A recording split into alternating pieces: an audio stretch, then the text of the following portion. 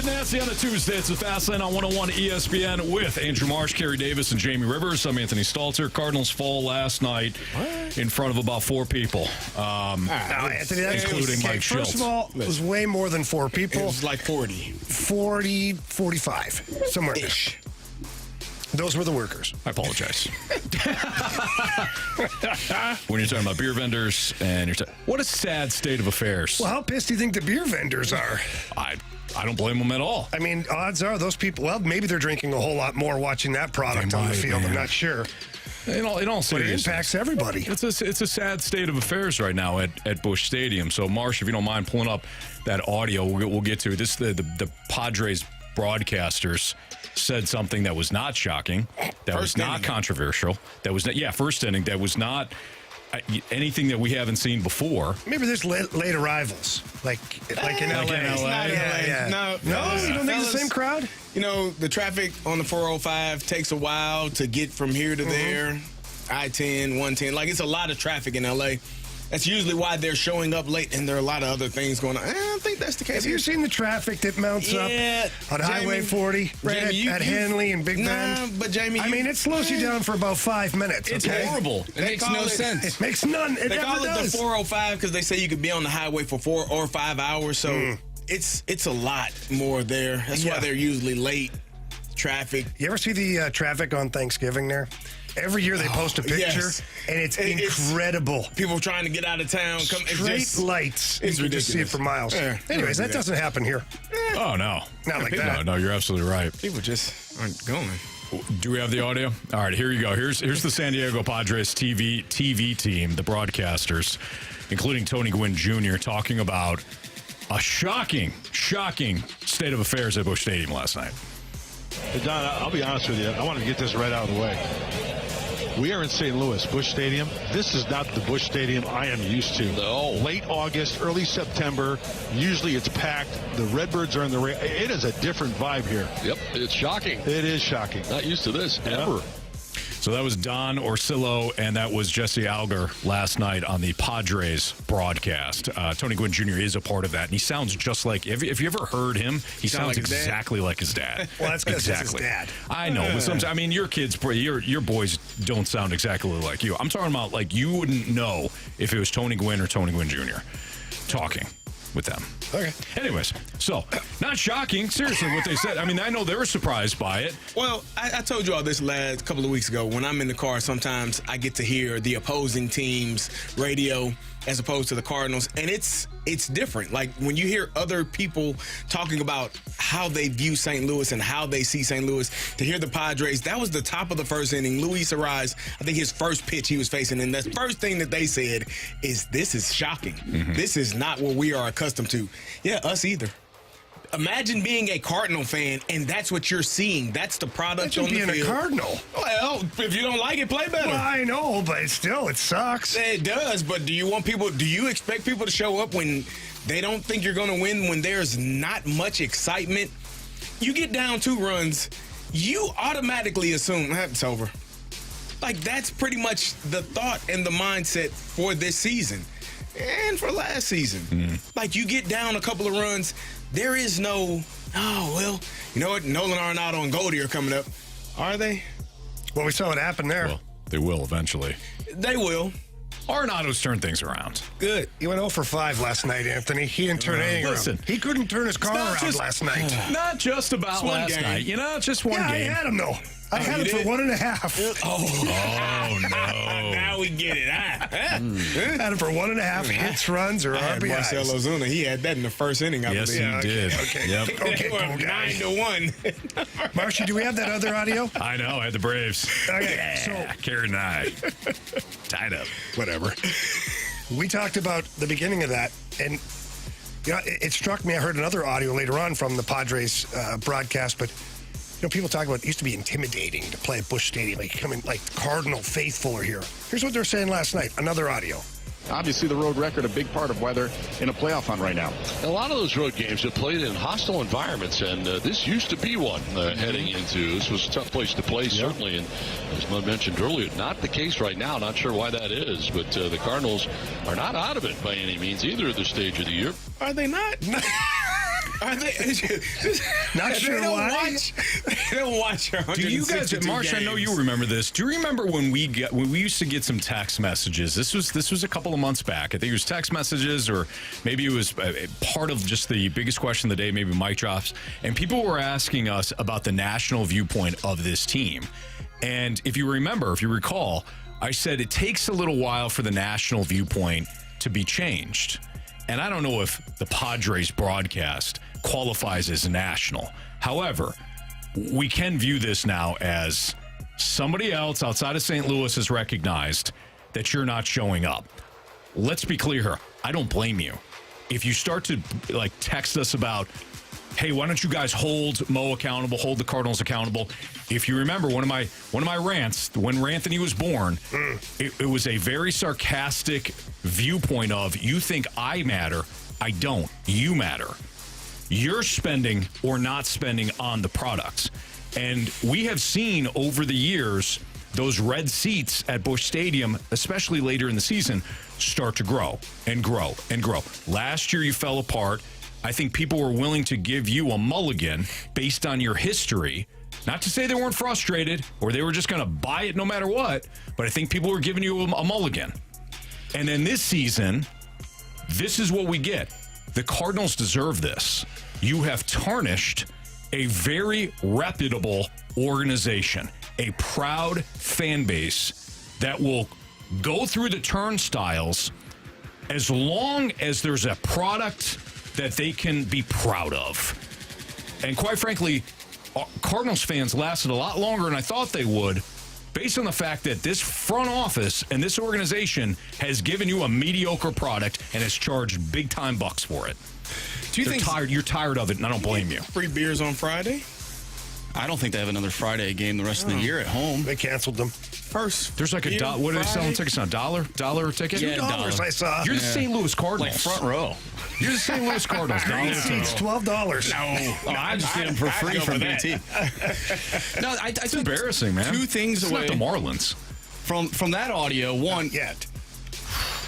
Jamie. Ouch. Sorry, guys. I got caught up in it. Go, Marsh.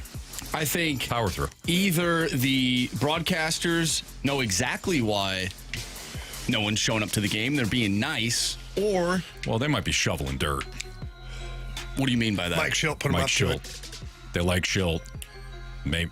Yeah, no, what I'm saying is they either know and they're not saying anything, they're being nice about it, or they simply just don't care, because I don't think anyone outside of St. Louis cares about St. Louis. And that's what I'm getting at, is that these teams, they come here and they're like, oh my gosh, what's going on in Busch Stadium? Mm-hmm. And if they genuinely believe that, they're not paying attention to the Cardinals, because the Cardinals have been irrelevant. They've been irrelevant. They have been. I don't blame them for not knowing. I really don't. I don't blame them at all. You come here once a year if you're the Padres. You play them once a year. I don't blame them. I think it takes a while, especially for the Padres. I think, though, what they were doing, I think there's a hint of sarcasm, and they're piling on a little bit. Probably. Our manager's working out great. I wonder where he came from. Or people are just tired of hearing about Cardinal Nation after all these years. Well, and they're like, okay, let's see how you are now. You being the Cardinals, you open that door now. You open the door. I agree. With this mediocre product. I feel bad for Cardinals fans, because they have done their part consistently. I'm not placating. I was shocked the first time I had an opportunity over a decade ago to go to a home opener. I thought I was going to a college football game, a rivalry game. Yep. That's how much energy that the fan base puts into a baseball team. I was blown away by it.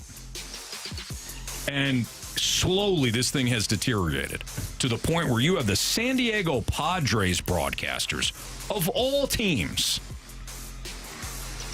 highlighting the fact that, you ain't showing up. I don't blame you at all. So we've identified this. We've kicked the can around for 12 minutes now about this. 9:47, right. My bad, Anthony. I was looking at real time, not radio time. We're not all savvy veterans like you, okay? Well, the clock is right there. It's fine. I'm not a veteran. I see it now. Thank you for pointing it out. It's red. Trying to stay know what that positive meant if you for a just be while. quiet, okay? I can't. So then what's the flip side of this? So, like, text line, Air Comfort Service text line, 314-399-9646. Tell us, like, what's your solution? What would bring you back to the ballpark? Don't say talent. Give me a reason. Give me Winning. okay, but, Carey, that's just too vague. So, it's too vague. No, it's firing Mo and Ollie. That's the answer. Marshy, If it results in is it winning. both? Well, thank you, Carey. Guys, wait, is it both? So if you fired Mo, kept You got to Ollie, fire both of them. do you have to? You do. Okay. I don't think you. I'm not saying Because so many people, So let Carey, me- they talk about Ollie's Mo's puppet. If that's the case, shouldn't Mo go? Let me rephrase that. I don't think they both need to be fired, but if you do fire one, you have to fire the other. You can't front office blame Oliver Marmol and say you're the reason why this has been bad. You're fired, and not look at John Mozeliak. That's how I feel. Now, maybe you could fire Mo and not fire Ollie, but I don't know if the new Pobo would want a manager that has had 2 losing seasons in the manner in which they're probably going to end up with a losing season this year. Let's just, if they finish 500, cool, but Might as well be maybe a not. loss. There you go. So if you fire Ollie, I don't think you can fire Ollie and place the blame solely at his feet without looking at John Mozeliak and saying, but you put him in this situation. So then do you This fire? is your fault. Do you fire Ollie and then just let Mo ride into the sunset after next year? And give him one more year? Let's get into it next. Because, Carey, I thought you posed an interesting question about 30 seconds ago about whether or not it would matter. It'd matter for the fans, but would it matter? Would it really solve the problem? We'll get into that next in the Fast Lane on 101 ESPN.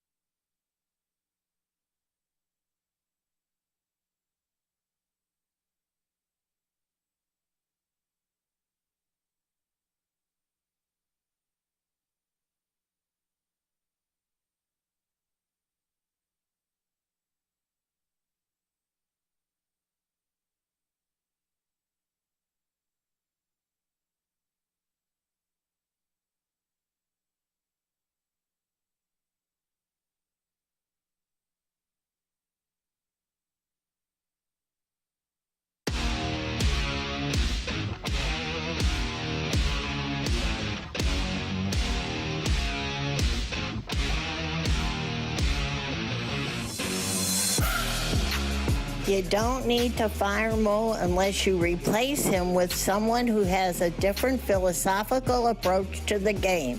As long as you keep up with this current philosophy, you're going to keep going down the losing path. And when you go down a losing path, you lose your fans. Couldn't agree more with Janet. That was Janet. She left us a mic drop. You can leave us a mic drop as well. She absolutely nailed it. Start to finish. Yeah, she's not alone. Air Comfort Service text line is buzzing. We asked for your text. You did not disappoint. Also, if you want to voice your opinion like Janet, just click the mic drop feature on the 101 ESPN mobile app. We are going to revisit this later in the show. We will play your mic drops because we're looking for solutions just like all of you. And the 618 left a great text. Much like Janet says, I think the Cardinals need to get rid of the people, but quit hiring from within the organization. Bring in fresh minds, a fresh manager, fresh general manager. It's not the organization bringing in somebody from a different one to get a different perspective of baseball. Cardinal baseball is not what it used to be. Agreed. The texter nailed it. I know a lot of people share this sentiment, and Janet nailed it. She's right. Carey, going back to that last segment, you had asked a question as well. You're like, okay, well, will it really make a difference? Yeah. I'm fine with this organization heading in a different direction at the manager spot and at the president spot. No issues. Mm-hmm. If you replace Mo with a carbon copy version, just a younger one in Chaim Bloom, and he either sticks with Ollie or hires the next Ollie, you're really not solving the issue. You're doing the same thing. This is an opportunity for Cardinals ownership, because it does start at the top, to embrace the fact that you have a problem, as opposed to just patching it over and over and over again. Actually having an opportunity to showcase leadership and say, we're going to fix the actual problem. It's not about spending money. In fact, a lot of times when you have issues and you throw money at it, you're throwing a Band-Aid at the problem. You're not actually fixing the problem. I'm okay with them spending more money if it's wisely. I don't think just going into free agency next year and just spending, say, well, our problems are fixed, you spent in free agency. You're going to have the same issues. I think it's a foundational problem at this point. So then what do you do with Chaim Bloom? Because I don't know what his contractual situation is. I imagine that he was guaranteed certain things to come in and just be a shadow for Mo. And Jamie, I know you're just posing the question. Yeah. If I'm ownership and I realize that we're just going to do the same thing, just different, slightly different because it's a different president, I have to start over. Now, he may have been guaranteed that. You may mother F me on the way out. Fine. But Anthony. But I can't, if I can't see the issue, acknowledge it, recognize it, and then make the same mistake again. But for a team that, as you have said numerous times, is risk averse, this would be insanity for the Cardinals. To clean house like that would be unprecedented for the DeWitts and their tenure since buying the team. I don't think you believe that. I think you, as an owner, a savvy owner, I don't think you, Jamie Rivers, believe that. No, I'm telling you what they're going to think. Fair. That there's no way. We have all these people that we've guaranteed money through contracts that we are not going to eat $4, $5, $6 million worth of salaries, plus bring in a whole bunch of new people. We promise jobs here. Yeah. I just don't. I see them going, nope. I agree with you, and therefore we have the real issue. Right? Yeah, I agree. I agree exactly what you said about that. What they would think. Then we found the real problem. For me, right away, philosophically, if I'm the owner of this Cardinals team and I have watched my president and other staff just continue to say the same things and make the same roster moves and trades or signings, like not the same, but under that one little cautious umbrella. Yeah. At the end of the season, it'd be like, by the way, let's put an ad in the paper because there'd be a lot of jobs available here. Yeah, I think the DeWitts, we talk about how they're all about making money and risk adverse. Well, if you look at that stadium on a nightly basis and you see that many red seats, at some point you're going to say, what the hell is going on? Mm-hmm. What are we doing? And what has changed?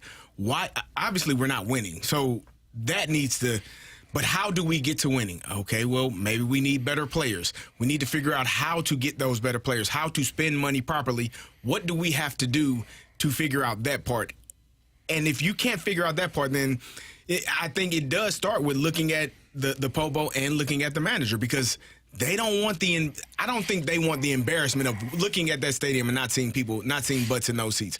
That's not Cardinal baseball. That's not what we're accustomed to. So I think they're going to, at some point, make a decision that impacts how they can have more butts in seats going forward. Mm-hmm. Like, it has to happen, because that's just not a good image. It's not a good look for a storied franchise such as the St. Louis Cardinals. And when you have other people coming in and saying, well, what the hell is going on here? Like, the cat is out of the bag, right? Is that the right term? Is that the right phrase? Yeah. The cat's out of the bag? I'll allow it. Okay, yeah. Is that right? I don't know what it means, but Yeah, right, well. The cat's out of the bag. The secret's been let out. The secret is out, Yeah. right? Everybody knows. You ever heard that before? I have. No, I have. But why would it be a cat? I thought it was a cat. It isn't. the They're cat's saying out it's the a bag? cat. Yeah. I know what you're saying. Why does it have to be a Yeah. cat in a bag? I don't know. Why can't it be the dog's been let out of the bag? No. Or the hamster, or the gerbil in your case, Anthony. The secret is out. That doesn't Right? rhyme. The cat is out of the bag? That doesn't rhyme either. No, the cat and bag. It's a near rhyme. Is it? Not really. Come on, Carey, you're a All right. musician. Yeah. Come on, it's on near rhyme. You It's can a near rhyme. almost Is there a make it website happen. for that? Yeah, it's actually called rhymezone.com, and they have near rhymes and like actual rhymes. Eminem Look it is up. really good at that. He's really good at He doesn't making use words. the app. Well, He's no, really good he at probably it. I created don't think he has to cheat. Nah, he probably created He's kind of Either way. cheating on the actual English language, really, when you think about it. Some of the He's words are inventing made words. up, though. Right. But they rhyme. Or they near rhyme. So that's all that I'm a matters. genius. I'm rhyming. 618 It's not says, a word. focus, get back on track. Sorry, it's part of the show. Bringing it back. So I just squirrel. Right. I just think that when the images that people are seeing outside of St. Louis, like, we know, we've been here, we've been watching games all year long, and we've slowly seen the crowds dwindling, the numbers dwindling. The numbers are atrocious for St. Louis Cardinal baseball. Now that everyone else is starting to see it, I think that will do something. I hope, and I think as a business person, that would do something to the DeWitts and say, that's not why we got into this. We cannot let our number one thing be this bad. We got to figure it out. So let's just, Carey, you said something really good there. Let's just isolate the business, okay? And everybody, not everybody, a lot of Cardinals fans, they get upset sometimes because the DeWitt family have more than one business than the Cardinals down in that area. But here's the biggest thing. The baseball games fuel the other businesses. Correct. Not entirely, because you do have tourism and you have people that come, whatnot. But let's just be real. If you can generate on an afternoon or an evening 35 to 45,000 people to go to a game, and then you have the ancillary people who don't have tickets to the game, they're going down because the atmosphere surrounding the ballpark, hence Ballpark Village, is fun. Hey, we're here for a good time. The ball game, we can hear it in the background, you know? Yeah. But when the crowd stops showing up, this will affect several different avenues of the branches. A lot of things, yeah. Okay? And this is where some people don't like when I say this, but the DeWitts they're not dumb people. You don't make that much money. You don't have that much success as a businessman or business family by being dumb or making bad decisions. They also, guys, I'm telling you this, I've said it for years, they're also very competitive people. Now, they may not be like baseball people, but their businesses, you better believe they want to compete with other businesses to be the best product, and they don't like to lose. I know this. I've talked to Bill DeWitt III. They don't like having a substandard product. Well, why don't they do something about it? I know. We're getting there. I think that it's going to take this season ending, which the way we think it's going to end, with them outside the playoffs. And then when they visit the books for several of their different businesses that are all attached to the big one, they're going to say, guys, we need a change. Yep. I don't know what the change is. Let's get together. Let's talk. But we need a change. Well, part of the change might be something I'm gonna pose to you guys and our listeners here about the players. I'll explain that next on 101 ESPN.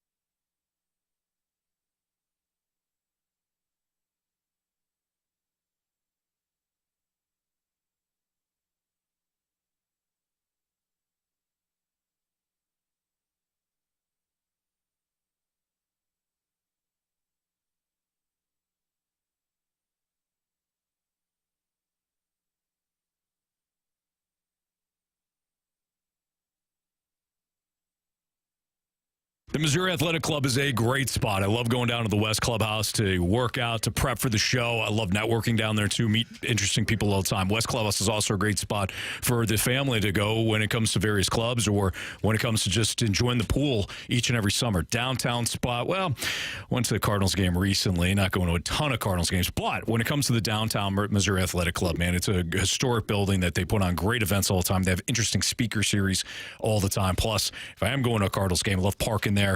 Take the shuttle over to Busch Stadium, and then it drops right back at the MAC, safe, secure parking. But the Missouri Athletic Club, 2 fantastic clubhouses, but 1 outstanding clubhouse overall. It's Miami-C, Missouri Athletic Club.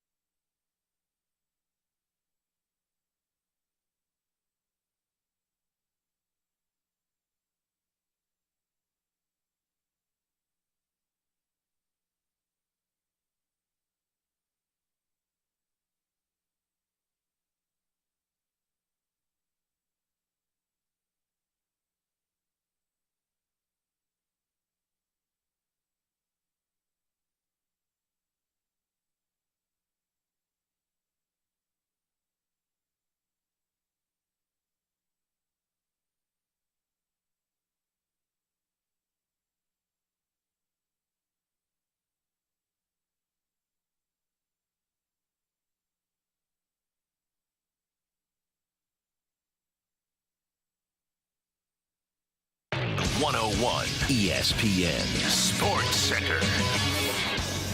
I'm Andrew Marsh. It's time for a Sports Center update driven by Johnny Londoff Chevrolet and Johnny Londoff Autoplex. 28,697 was the announced attendance last night as the Cardinals lose 7-4 to the San Diego Padres. They'll take on the Padres once again, game 2 of this 4-game series. Miles Mikolas on the mound going up against Dylan Cease. First pitch is at 6:45. The Cardinals are now 6 games back of Atlanta for that final wild card spot. If you're not happy about your St. Louis Cardinals, let us know.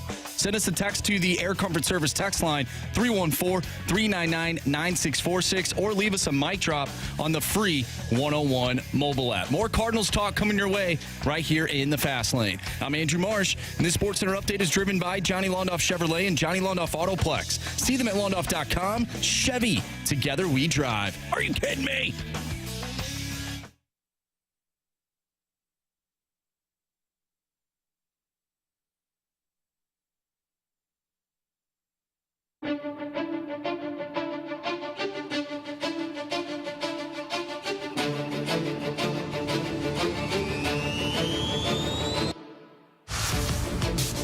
Hey, the way I look at it is there's only so many dollars to go around. Now we got soccer, there's other things. Sports are more expensive, life's more expensive.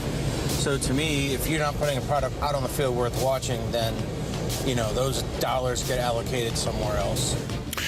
That was Steven who left us a mic drop in the Fast Lane on 101 at ESPN. We're talking about the Cardinals, lack of attendance last night, and certainly if you missed the previous 2 segments, we ain't blaming you. We're talking about the fact that finally somebody else has recognized it, and those people are in San Diego. The broadcasters last night were talking about how, wow, this is shocking to see Busch Stadium empty. Of course, we know because we can, you know, we're so close to it. We know what has transpired here. We know the whole story. But I think what Steven said is absolutely right. It's not just that City SC provides an outstanding environment. It's not just that the pandemic caused people to understand that they can live without some of the extras that they thought they couldn't previously live with. It's not just that prices everywhere are astronomical. I mean, we're a family of 5. You go to the grocery store, like, oh my God. $500 a week. Man. Holy smokes. Trust me. And that's if you want to eat somewhat healthy. Not if you're on that Cardinals plan, Anthony. You can shop for cheap. Yeah, you're right, Marsh. You're absolutely right. I filled up my truck this morning for $75. So it's not just that. Yeah, Carey, it happened. Nah. It's an and thing, you know? Mm-hmm. It's and there's better options, and the prices are astronomical, and so if you're ownership and you have steadily made money and steadily profited, okay, no problem. That is well within your right. You are a business. You're a business. You don't owe the fan base anything, but the fan base in turn doesn't owe you. So they don't owe you Shohei Ohtani, but they don't, in turn, you don't owe them going to the stadium when you don't like the product. You don't. Period. You don't have to pay for things that you don't Exactly. enjoy. And you shouldn't. And this Cardinals organization, I think that they will, come to a moment of clarity at the end of this season. It's not going to get better. You're going to continue, especially with the teams you're playing right now. You're playing the Padres. Normally, if you have a team that is competing, an opportunity to win the division, finish first or second in the wild card. Right now, they're 6 games behind the 3rd wild card. And the Braves ain't like the Braves, as many injuries as they have had, they keep figuring it out. Michael Harris II came back a couple of weeks ago. He had a hell of a catch. Like, they are going to, Marcell Ozuna is pretty damn good. He might be he's going to be top 2, 3 in the MVP voting. They're not going to falter, it doesn't look like. And you got 5 other teams in front of you if they do. Mm-hmm. So you're not a team that is in a place to win a division, make it to the wild card, make it through the wild card, or make it to the playoffs. That's not where you are right now. Yeah. At some point, there will be a moment of clarity for the DeWitts. Last year, you can write that one off and say, it was a bad year. The starting pitching didn't do what we needed to do. We corrected it, right? We got it. And then you come back this year, and it's not better. Mm-hmm. Like, you're not hitting well enough. You're not pitching well enough at times. You had a stretch there where there were like 17 or 18 games with an error at each game. Yeah. Like, you've had moments of terrible baseball. And so when you look at it, they're going to have to say, what do we need to do to be better for the following year? So I think they've already done it. And hear me out.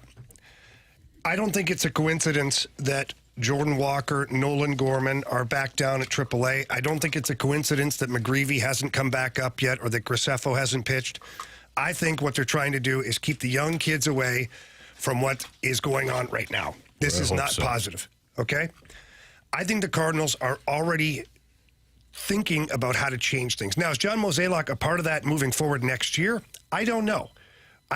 But the Cardinals right now are going to ride it out. This is why they're doing they're just riding it out with what they've got. And if they limp into the playoffs, which I don't think they will, they'll be just fine doing that. They'll play their 2 or 3 games in the wild card, be just fine. Mm-hmm. But I think all of this is lining up I would hope it's lining up for a change. Because I think they're going to move out a bunch of bodies. I'm not talking front office coaches. I mean players. And then they're going to want to restart this thing with the young players in place with maybe a new philosophy. I don't know about manager or president of baseball operation, but it took me a while to think about, why are they doing all this with the young guys going all the vet?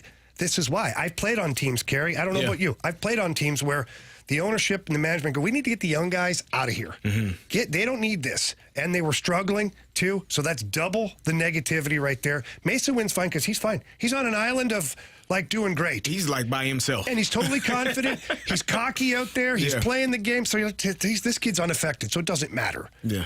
But the rest of them, they strategically they're gone. Mm-hmm. And I think that's kind of where they're starting this whole thing. You created this mess, you figure it out or fix it. If you can't, we don't want the young kids being tainted by this. I can need to lose Jordan Walker for another year because he goes 0 for gopher and he's only playing every so often. But then it's also, but you would also, if I'm management, if I'm ownership, I'm also asking, well, why the hell did you bring him up? Or why did you have Nolan Gorman here and not playing? There are so many questions. Again, I believe that there will be a moment of clarity at the end of the season. 2 years in a row where you're not making the playoffs, 2 years in a row where potentially you're under 500 and you're not playing good baseball, and we don't have people showing up.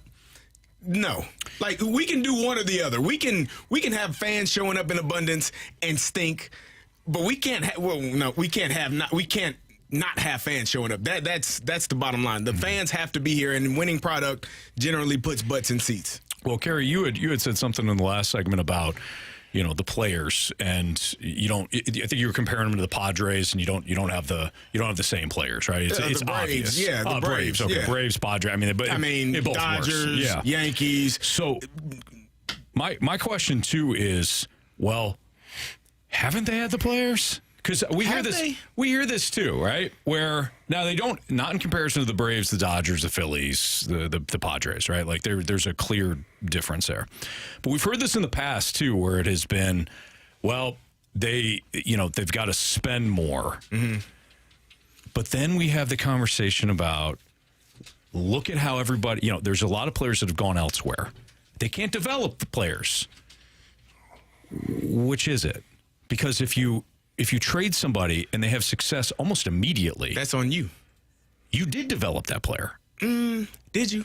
If they weren't having success with you and they go elsewhere and there is so much, and I don't want to cut you off. There is so much to being a good athlete that is mental. Mm-hmm. It's not always the physical. The physical part is what got you to the major leagues. The physical part is what got you to the NHL, to the NBA, to the NFL. The mental part is what separates you from staying there. And so if Dylan Carlson, physically talented and gifted enough to be an everyday center fielder here, but mentally couldn't figure it out, well, then there's something missing or lacking in an organization where you're not pulling that part. And you can say, oh, well, he just couldn't do it. Well, why can he do it there? Why can another player go elsewhere and do it there? Because you're lacking something in the development part. It's not all the physical part that you're developing. You're developing this player as a complete player, which includes the mental aspect and allowing them to grow, make mistakes, not feel like they're going to be sent down, looking over their shoulder, sat down. That ruins your psyche if you're worried about that and you're not getting the best version of that athlete if they always are looking over their shoulder, worrying about making a mistake. And I think that has taken place often here for some of the guys that have left and have flourished. Maybe this is semantics, CD. I'm with you, but it's also about opportunity. Now, I know that some guys have, like Tyler O'Neill, what more could the Cardinals have done? They knew what he was. Right. They knew what he was, right?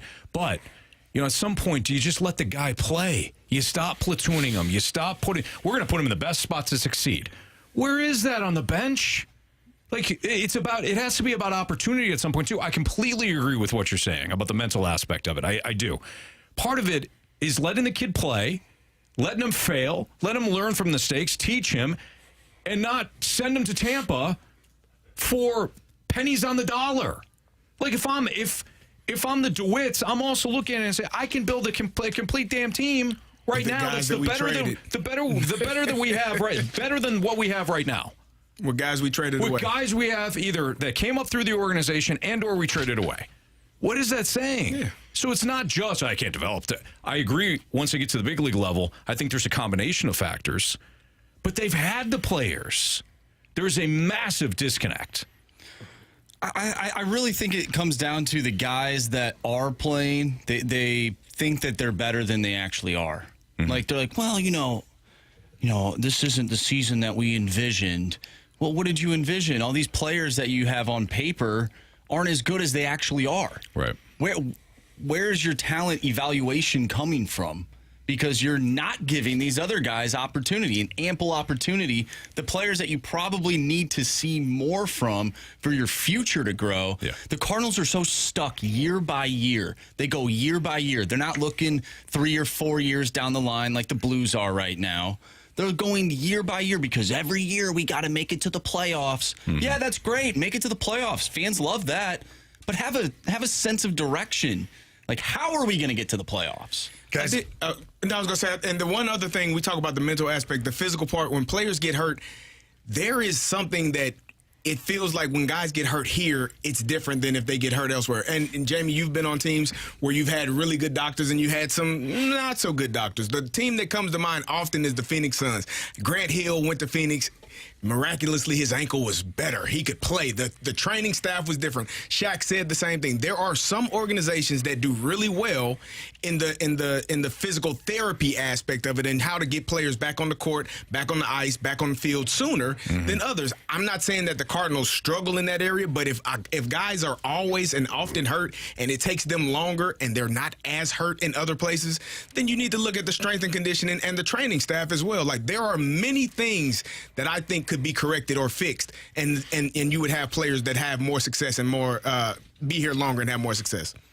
All right, it's Fastline on 101 ESPN. Carey Davis, Jamie Rivers, Anthony Stalter, and we got Andrew Marsh giving you what's trending next in the Fastline.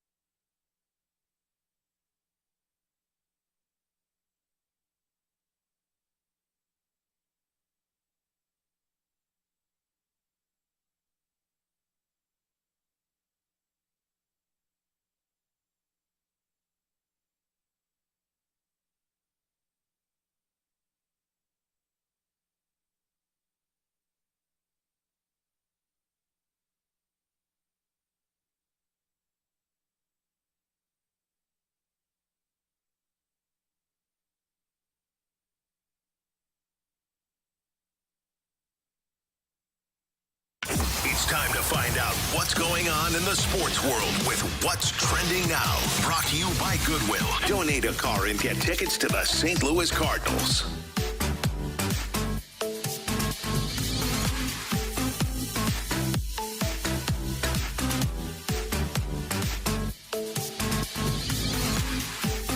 Welcome back to the Fast Lane here on 101 ESPN with Anthony Stalter, Jamie Rivers, and Carey Davis. I'm Andrew Marsh, and it's time for What's Trending. Gentlemen, Anthony, your favorite team for 2 weeks, the Kansas City Chiefs, are waving Kadarius Toney. They are waving bye-bye. You can't catch a football. That's a Super Bowl champion. He couldn't catch a cold.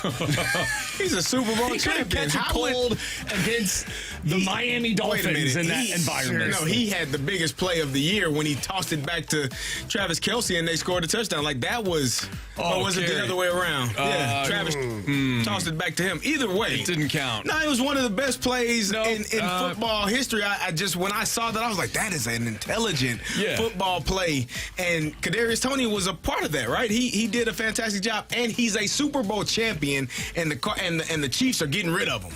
Yeah, Carey, he was Shame on lined them. up offsides on that play. Was he? Yeah, that didn't count. And It didn't count? Yeah. No. Your Super Bowl ring is different than his Super Bowl ring. All Super Bowl rings are created equal. Are they? They are. What about the kickers and the punters? I mean, yeah, because if you don't have a good one, you end up like the Buffalo Bills. Listen, Kadarius Toney, whether he has trouble lining up onside or offside or just knowing the rules in general, the problem that he had wasn't the rule book. It's the fact that he had cinder blocks for hands. Oh, yeah, no, that was an issue. Unfortunately, that disease ran rampant throughout the Chiefs' locker room. It was like throwing the ball off a wall. Playoffs. Yep. Better success. Off the wall? Yep. Thrown off the wall. The wall had just as much chance of catching it. They did struggle last year. They brought back Juju Smith-Schuster, though, didn't they? Didn't he come Yes, back? they He's back did. on the roster? Yeah. They went and drafted a guy, Xavier Hopefully, Worthy, who flies. Xavier Worthy is more than just a speed guy. He's Hollywood also Brown a is receiver. hurt. Broke his shoulder or something. Fractured something. They still got Travis Kelce. All That's right, really all you Travis. need. He's a wide receiver, according to Anthony. He is a wide receiver. Big wide receiver. And let me tell you how you know he's a tight end. George Tell Kittle's me how the you know tight a end. guy's You a know tight how end, you know Carey. how check his salary. If he were a wide receiver, he would be getting paid wide receiver money. It's funny you mentioned that because Travis Kelce and his brother Jason I saw this. are actually, looks like they're getting a $100 million Amazon deal for their New Heights podcast. So $100 million for a podcast. now, That's I know good for that's them, man. that's not money on the field, but that is wide receiver money. $100 Listen. million? 100 million. Gridiron guys got to get fired back up. The hell are we doing? In fact, tomorrow, there will be a brand new Gridiron Guys podcast. You guys are half as good as them. Oh, right. Deal. 50 million. Yeah. Sign me up. Could you imagine? You guys are half as good as them. Cool. 50 million it is. Sold. Take it. We'll give you a podcast every week. Until about week 6. They will be busy with life. Yep. You know how it's going to end. Well, speaking of being busy, Carey, obviously, HBO's Summer Hard Knocks has the Chicago Bears. They are the training camp squad that Hard Knocks is following. And, you know, you're busy. You haven't been able to watch that. You're actually one season behind, or I guess a few weeks behind. You're watching the training, or not training camp, but you're watching the New York Giants. The offseason. The offseason Hard Knocks. And there's something that you brought up in the break that I found very interesting. So we were watching, I was watching it earlier today, and the CEO of the New York Giants said, they were talking to the GM, Joe Shin, and said, you know, we're not bringing Saquon back. Yeah, he's our most popular player. Like, what are we doing? How are we going to get people to come out and watch this team if Saquon is not here is essentially how I took that.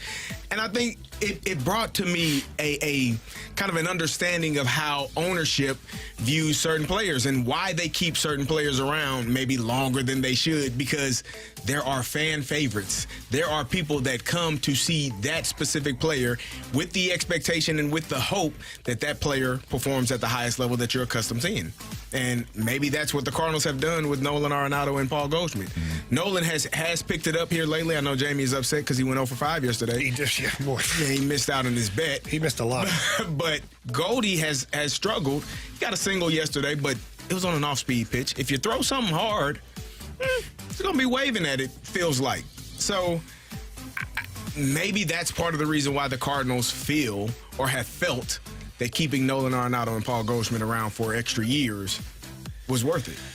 Yeah, I mean, one, they were contractually obligated to because both players have no trade clauses. Nolan would have. Hey, they would have both. I think both of them would have got out of here last year with the way that was going. I think you missed your opportunity, not with Goldie. I think that one we've talked about. I think you missed your opportunity with Arenado because I think that he was frustrated quite a bit. And I think that if you would have offered him a trade to somewhere else that was a competitive franchise, he may have taken it. But you probably thought to yourself, you know how many he's one of the best third basemen in the league, blah, blah, blah. Yeah. And in fairness to Nolan Arenado this season, he certainly doesn't have the pop that he used to have. No. But his numbers recently have been much better, barring last night, 0 for 5, of course. His numbers have been better, but still not to the point where you're like, okay, this is a franchise player. Yeah. You know how many pitchers you could have got back from the Dodgers if you went that route? They had like 15 pitchers on the IL, and they still got good starting pitching. Speaking of pitching, Kyle Gibson cost himself an opportunity to return in 2025. That's next on 101 ESPN.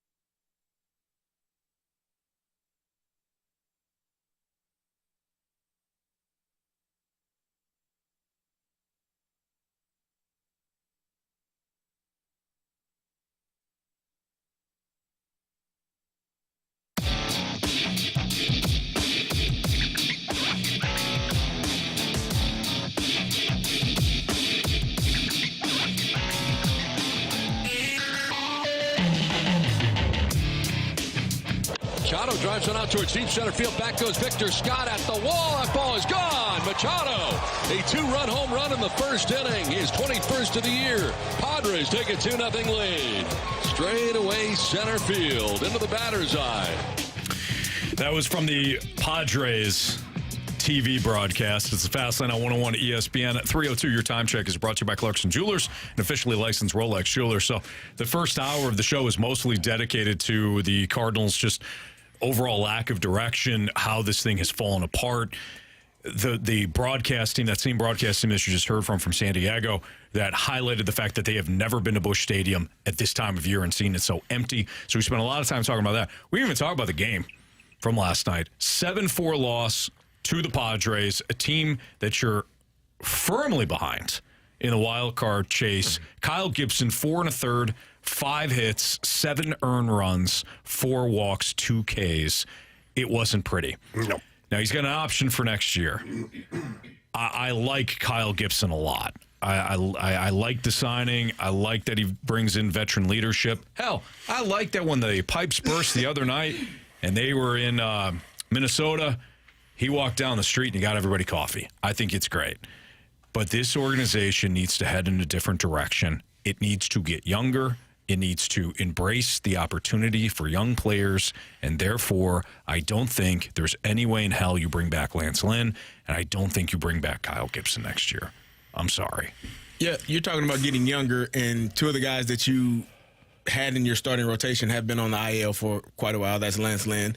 Steven Matz, we don't even talk about. Who is? I've never heard. We don't even talk about him, and he's getting paid. Blue Jays pitcher? Why would you even bring up the Blue Jays pitcher? He's been a Cardinal. He's been a Cardinal for a couple of years. Prospect? No, Steven Matz. No, that was pitches for Toronto. No. It's Listen, Mumsy's team. That was the Blue Jays. That was a few years ago. He pitched for the Nets. For the Mets. Prior to that, he might have probably pitched better for the Nets. For the Mets prior to that. Yeah. But he's been here for a couple of years. You just probably haven't seen him much because I haven't seen him. He's been on the IL a couple of times. Had a few stints on the IL, and so I'll look into it. Yeah, you should look it up. I do agree with you though. I think if you are the Cardinals, you do have the options for Kyle Gibson and Lance Lynn. If you're going to, we talked about it earlier, if you're looking in those stands and you're seeing the attendance dwindling and you're seeing not great performances from the guys, the veterans that you brought in, either because they're not getting it done or they're not able to do it because they're unhealthy, I think you do have to make a decision how you're going to go forward and what you're going to do with these young pitchers going forward. So, guys, if we just look at things on the surface here, what's your rotation for next year? Because you got Gray, Fetty that are currently under contract. And then I put Palante down here. I agree. Because I think Andre Palante has done enough in this season to have earned a spot. Whether he's your number 3 or your number 5, I don't care. I think he's in the rotation. So beyond that, if you're walking away from Lynn and Gibson, you've got McGreevy. But, again, that is a very small sample size. We saw 1 game. You've got Graceffo. We saw a couple of innings out of that. Saw a really good game from McGreevy, though. And we did. Yep. We did. It was a good game. But we've also seen good games sporadically from people before. So I'm just wondering, do the Cardinals once again try to reach outside the organization? But the problem is, guys, they're not going to spend that money. So I honestly feel like I would bring Gibson back. I would. Are you all convinced that Livator is a bullpen arm from here on out? I think he is for sure. Are you done with the? He can try out in spring training again, but to try to make him a starting pitcher. He can be a starter next spring if something changes. Fantastic, but if I not, forgot we got Michaelis too. You forgot about Miles. You just get past. Can I address something that DJ Pattycake said? What is that? Yeah, sure. He said, Anthony, unfortunately, you will see the same roster next year. I don't know if you wanted to hurt me by saying that, DJ, but I think he was trying to actually feel like he cared about you. And didn't want you to be. That's incredibly hurtful. But we'll see the same roster next year. I understand, but I think it came from a good place. I think that he was wanting to tell you, like, I don't want Anthony to get hurt when he opens up the program next year and the roster's the same. Okay. All right. I feel like it was from a place of love. You think? I do. Okay. I do. I could be wrong. DJ Patty Case can let us know in the YouTube chat. Yeah. But, from the Snake Pit, of course, the Airlines Team YouTube channel at 101 ESPN STL. So you are going to have the same rotation as next year? You shut your mouth when you're talking to us. But what's you got Miles Michaelis, you got Eric Fetty, you got Sonny Gray, Palante. And then you're going to have Lance Lynn or Kyle Gibson. McCollus, Gray, and then Palante. And Gibson or where's Lynn? Steven Matz? Steven Matz can. Well, no, he'll be on the IL. But he's going to get his opportunity. Okay, well, then give him an opportunity. And when he gets hurt in the first day, you can put him on the IL. Okay. He'll screw it up just enough not get hurt. I meant that in a different way. I don't know how you. I don't want the man to be hurt. Okay. Well, there's one. That came out wrong, Carey.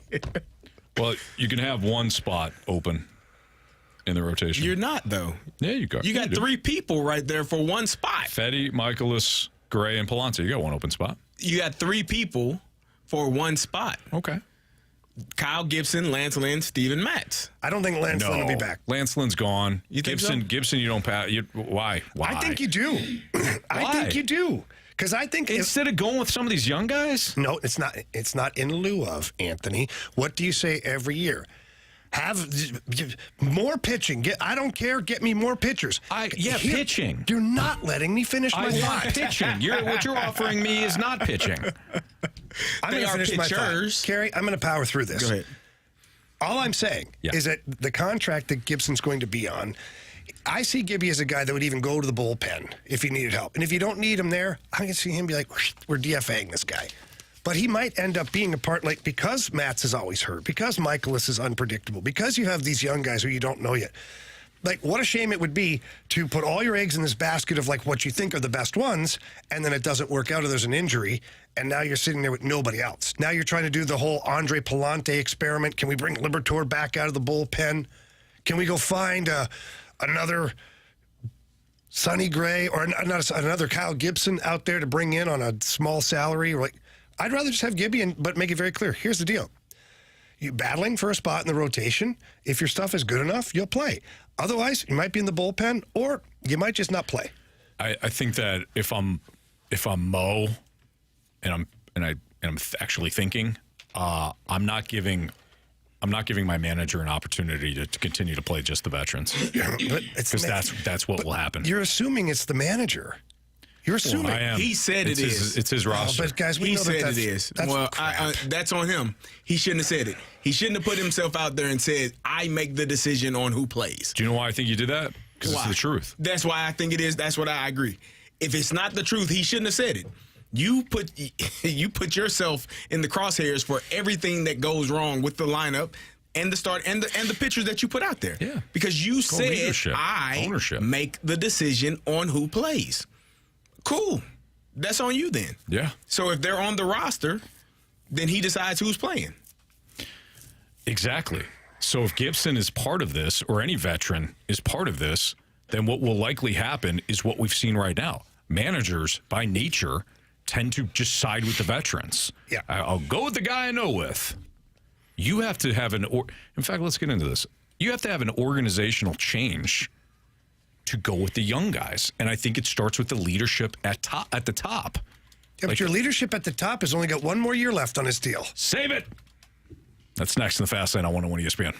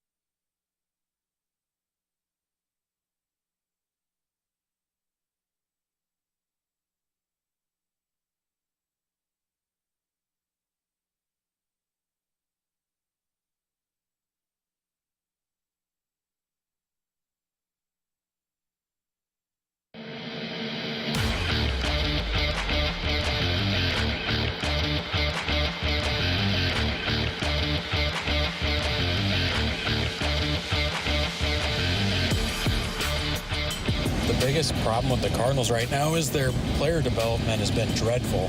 For years now, we have Jack Flaherty, Alex Reyes, Dylan Carlson, Jordan Walker, Nolan Gorman. Everybody they have coming up has been loaded with talent, but we can't get the most out of them. We're spending money on big-name guys like Goldschmidt and Arenado, but it doesn't make any difference because we can't get anybody that's worth anything to come in and supplement them. So that was Michael who left us a mic drop. This kind of goes back into the conversation that we had before. If I'm the DeWitts, I'm also looking at if I really care about, let's just say that all they care about, and I don't think this is the case, but some people do. Some people just feel, some Cardinals fans, some passionate Cardinals fans, just feel like the DeWitts only care about being profitable, okay? And as an ownership group, they're allowed to be profitable. But let's just say that's all they cared about, right? Well, in order to be profitable, you have to continue to have a product that people are going to want to buy. And right now, people aren't buying it. So if we look at it this way, if I'm the DeWitts and I'm thinking, well, my bottom line is going to start being impacted here, one of the questions I would have is, when we have a young prospect or a young player that we like, and then they wind up being, in Tampa or wherever, and they have success elsewhere, clearly we had the right player in-house. Mm-hmm. So what happened? Was it something that Carey noted before, where it's a mental thing? They're not developing them at the big league level, or given, whatever. Or is it something I brought up, which is just flat out lack of opportunities at times? Like, what is that? So in that case, I actually kind of disagree with Michael when he says, well, it's a player development thing. Again, maybe it's semantics, but to me, you've had the players. Have you not played them? Yeah. And that's where I go too. And even if you look at the stars, like the Sandy Alcantara's, the Zach Gallons, you drafted them, you did develop them to a certain point, but then you moved on from them because you needed something else. I mean, that's just the way pro sports is. You have to move something in order to get something, whether it's you're moving money from the bank account to their bank account to sign the player, or you're trading players. If you look at the current roster, and you guys can help me out here, you got Donovan, Wynn, Burley, Palante, Gorman, Newt, Liberatore. Your roster has a lot of players that you've drafted and developed. Now, do you have a superstar? Not yet. Mason Wynn could end up being that. Jordan Walker, question mark. We don't know what lies ahead there. Quinn Hughes coming up there. This kid is throwing grease BBs out there. He looks phenomenal. Yeah. He's probably a couple of years away. Tink Hence, there's a lot of hope around that. So, there is some validity to it, because then you point to the Dylan Carlsons of the world, the Randy Arozarenas and all that. But Randy Arozarena, was he just not ready to play in the big leagues? Or, I don't understand. I don't think they give him opportunities. I don't think, correct. I agree with that. And there's a reason for that. They liked Harrison Bader and Tyler O'Neill more. Mm-hmm. There might have been somebody else in that mix too, but that they liked those players more. So maybe that we're talking about now, it's not a scouting problem. You scouted those players. They were in your organization. Is it a developmental problem? Yes, but why? Let's not be vague. They don't develop players. Let's explore that. Why don't they? Because I think when they get to the big league level, they pick the wrong guy. It's not as simple as that. I get that. But, if you are in love with Harrison Bader and Tyler O'Neill's game and whoever it was, I can't remember who the other outfielder was at the time. I think Ozuna was still there. Maybe. But they liked those. They chose, essentially, those players over Randy Arozarena. That's just a fact. Apparently, I said Quinn Hughes. Yeah. Yeah. That's a defenseman for the Canucks. Yeah. Quinn Matthews. Sorry, guys. Yeah. The traffic's a little heavy up in the brain there tonight. When you said Quinn Hughes, I go, I don't think that's right. I heard it, but I like yeah. I didn't hear He's it. rolling. Sounded right. Then when I'm reading the text line, who's definitely holding me accountable for that, I was like, Quinn Hughes. Yeah. My bad. Believe it or not, when we're Quinn talking, Matthews. sometimes we say the wrong names. It happens. Amazing. Frank, go ahead. Thank you. I lost my train of thought. I don't know. I mean, I don't know where the Cardinals, in terms of development, obviously I agree with you. They have drafted really well. But to Michael's point, you're waiting on that superstar. Like, you're waiting on the guy that becomes a perennial all-star, the guy that you draft that is at the top of the major leagues, and people are coming to see him. When you go on the road, people are going to see Shohei Ohtani. They want to see Bryce Harper. They want to see Mookie Betts. I think what Michael was saying is, where's ours? Mm-hmm. Where's our and Shohei and none of those guys I just named are homegrown. They all got traded or a free agency. Shohei was already elsewhere. a pro. But I think that the question becomes, where is our all-star, our perennial all-star? And I think that the Cardinals, we had that, or at least we felt like we had it. We didn't draft them, but you had that in Nolan Arenado and Paul Goldschmidt. But where's the guy that you draft? Where's the guy that comes up through the farm system and you're hearing about, and that guy becomes a superstar in a St. Louis Cardinals uniform? We were feeling like, Jordan Walker is probably that guy. These last couple of years, I wouldn't even say last year, because last year was decent, was a really good rookie year. This year has been a bleep show, and I don't think it's all his fault. I think there are things he could work on, but there were more opportunities needed, like what you said with Randy Arozarena. Opportunities. He played 20 games and was sent down. We saw Nolan Gorman for 120 games before they finally said, okay, I guess this isn't going to get any better. Like, things get corrected in that time. So, I think we're just waiting on that star or that superstar player that was drafted, brought up, and in a Cardinal uniform, and he goes out and shows it every single day. So I looked it up. It was O'Neill, Bader, and it was Fowler. It's Dexter Fowler. Had to have him. Had to have Dexter Fowler for whatever they paid him. Oh yeah, they're paying him and then quite a bit. Right. Then they had to. Then they're pot committed at that point, which winds up being a bigger conversation again about free agency. They're not only signing the wrong guys, they're signing the wrong guys and then blocking players. Yeah. Fowler's a perfect case of that. So who would you say is that guy on the roster right now? Who are the players on the roster right now that are blocking somebody? Miles Michaelis. I was going to say pitching staff is. Yeah, Miles Michaelis. Who's he blocking? Giuseppe McGreevy. Yeah. But do we know? Like, I'm playing devil's advocate right now. We don't know because we can't see him. You're right. I think that's when you say you're blocking somebody, you don't know what a person is because they're not getting an opportunity because somebody is in front of them that has been given more than enough opportunity. And so I think that that's what you're talking about is you don't know what any of those guys are because you have not been able to see it. And I don't blame the Cardinals for signing Kyle Gibson, for bringing Miles Michaelis back and giving him an extension, and signing Lance Lynn, because I don't know if those guys were. But if it's going to be, if the results, those guys were signed and re-signed with the expectation that this would be a playoff team, that this team would win the division.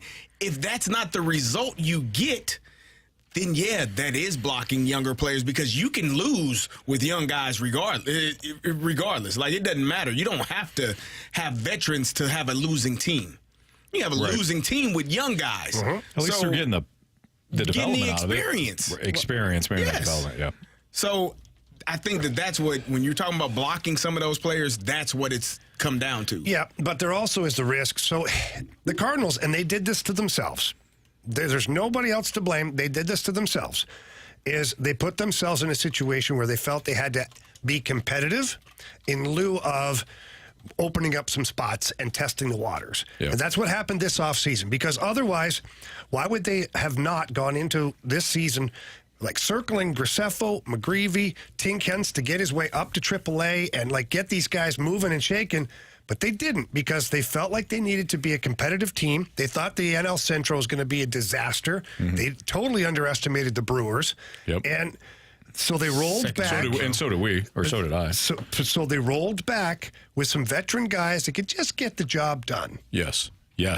Yeah, they could just get the job done. Just get us into the postseason. All will be well, and Cardinals fans will pack the place, and we'll continue to. Oh my God, nobody showed up. I think they're realizing now that mindset is outdated because it's not. And that's what I kept saying. Oh, well, look at the Diamondbacks. You can pinpoint a team every 5 or 6 years. They say, "Oh, look at this team," but that's not the answer. That's not how it normally works. It doesn't work that way. Well, you said the Diamondbacks? Yes. Okay, but look at this year.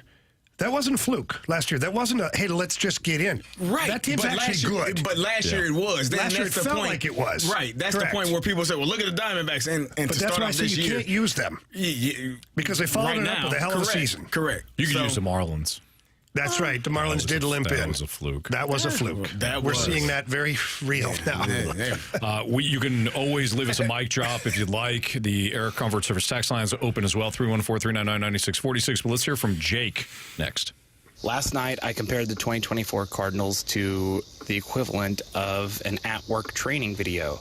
It's boring, it's lifeless, and at certain points, it can even be just a little bit cheesy. And really, you're just waiting for the end. And I feel like that's kind of what this is. Fans are disengaging from this product because we know what the end result is going to be. The fans aren't showing up to games against the teams like the Padres because there's no chance of winning. So why put ourselves through that? You know, you talked about the financial aspect earlier. I mean, as a family of four, my family could barely afford to make ends meet as it is. And so you tack on the price of parking, the price of food, the price of the tickets and admission just in general. And then if you pay all of that money and you show up to the ballpark and you watch a at-work training video style team on the field, what the hell did you just pay all your money for? Like that feels like a gigantic waste of money. And I think there's a giant disconnect between the fans and ownership / management in the sense that what we expect and what we want to pay our hard-earned money for and what product is being put on the field and what we're getting on a daily basis is no longer acceptable. It's no longer good enough. It's mediocrity at its best, and the fans have quite simply just had enough.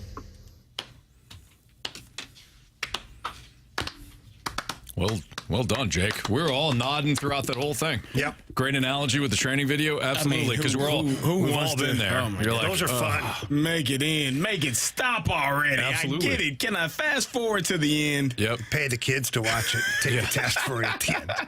Karen, I got this video to watch. please watch this. No, Jake is absolutely right. Yeah, it is a movie that you've seen 1,000 times before, but you haven't seen it yet, right? Like, I know how this is going to end, and it's without all of the cheap thrills along the way. Like, you can watch a scary movie and kind of almost predict what's going to happen, but at least there's a couple of thrills involved, right? Yeah. But you're watching this thing, and you're like, okay, yep, it's going to end this way. That's exactly how Why did I waste my time with this? I knew it was how it was going to end. To put a bow on this for me is it's exactly like we use that comparison all the time. Is the Russian coach in the movie Miracle? Yeah, is he didn't know to pull the goalie because he'd never been behind in a hockey game. He doesn't know what to do. The Cardinals are in a situation right now where they have accrued some pretty good young talent, no superstars to date. They've got some pretty good young pitching, no aces to date. But they keep going back to the old dusty playbook on the corner of the desk because this is what we know. Because that new shiny playbook with all these other little toys, scary. It's a little bit nerve-wracking. I'm a little scared. Yep. So they go back to the old dusty book, dust it off, and they go find their next Lance Lynn. They go find their next Kyle Gibson. They go find their next, you know what I'm saying? Yep, 100% off. This is why this will work. But this is why you need somebody who doesn't have access to the old dusty book, which means fresh blood. Yes, not Hein Bloom, who will probably go back to But them. I think he might be okay in a supportive role. I think he's only got a certain amount of power right now. I think that if you put him with a group of people, that he does have good qualities. He is very forward thinking. The pitching labs might actually get born, and things like this might happen. So I don't think you necessarily have to just go head hunting for the sake of just doing it. Mm-hmm. Why don't you just do something that all huge corporations do and make sure that everybody knows exactly what their job is within the business and go execute it? I like it, Jamie. I'm hiring you. Now, I don't have any say over any of that, but I'm sure just the thought brings you a lot of comfort. Yeah, thank you. It's the Fast Lane on 101 ESPN. All right, we'll pause some of the baseball conversation. We have an NFL divisional preview coming up. Yes. NFC South next on 101 ESPN.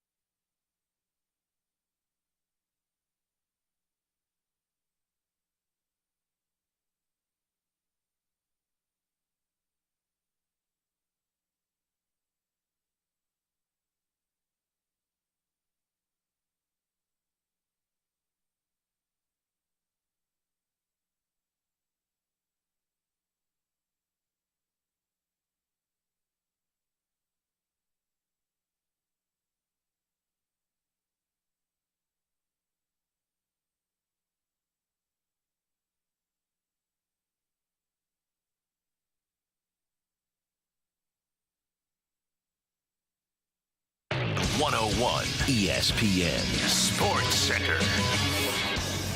I'm Andrew Marsh. It's time for a Sports Center update brought to you by Saliga Heating and Cooling. The Cardinals lose 7-4 last night in front of 28,697 people. That was the announced attendance last night at Busch Stadium. The Cardinals will look to get back in the win column tonight as Miles Mikolas takes the mound. Going up against Dylan Cease.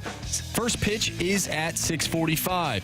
We are going to take a break from talking about your St. Louis Cardinals and dive into Anthony's favorite team's division, the NFC South, with our NFL divisional preview. I'm Andrew Marsh, and the Sports Center update is brought to you by Saliga Heating and Cooling, an independent American Standard heating and air conditioning dealer.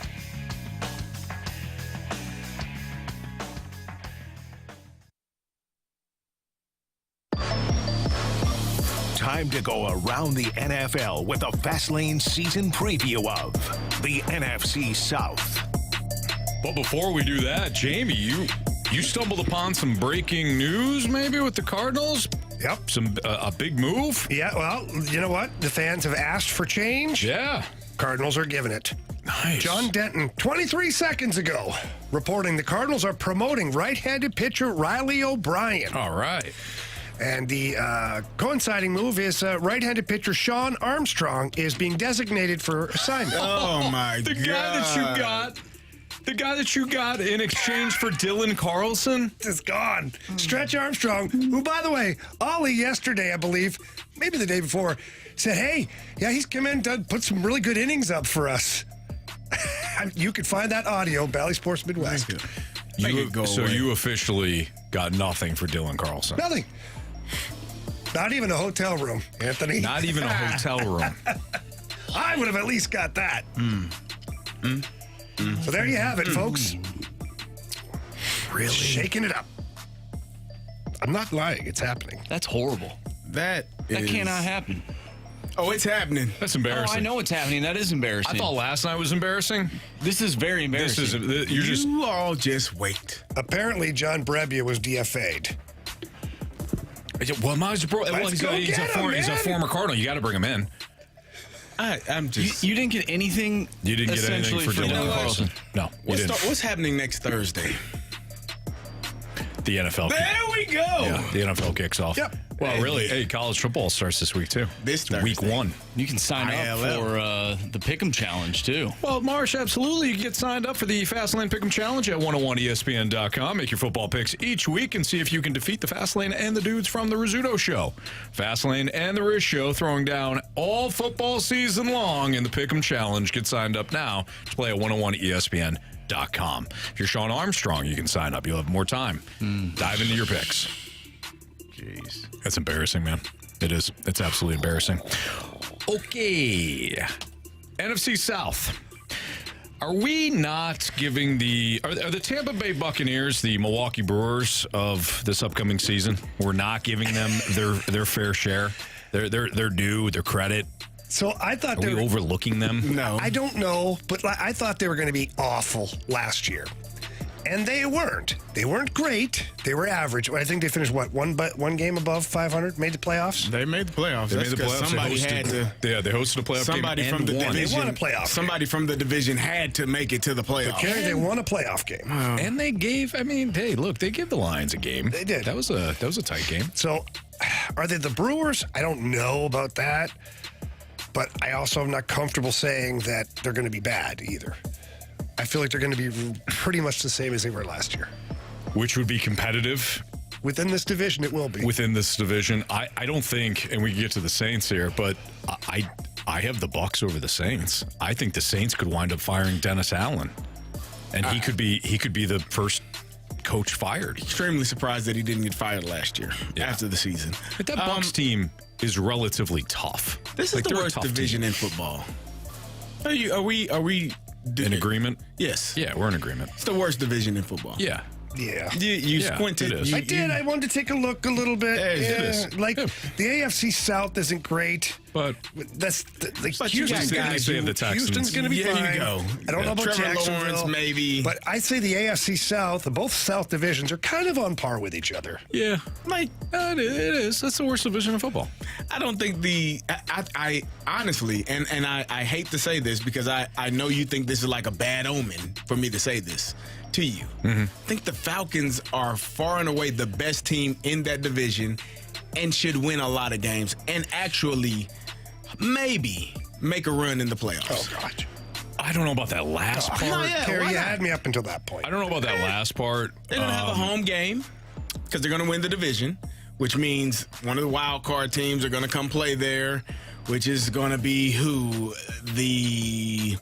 Maybe the Seahawks, maybe it's the Packers, the Rams, right? You're going to have maybe the Cowboys because I think the Eagles will win. Maybe the Giants. I don't know. You Kerry. watch out for the New York I'm Football going to Giants. start asking you to put your money where your mouth is. You watch out for the New York Football Giants. Either way, they will have a home game. And again, I like what the Falcons have done this offseason, not just in the draft, but what they've done overall. Like, they have gotten the players that they needed to be a better team.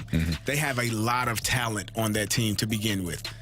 Are they going to run the ball successfully? Are they going to get Kyle Pitts involved in the passing game, find a way to get Drake London? I hope so.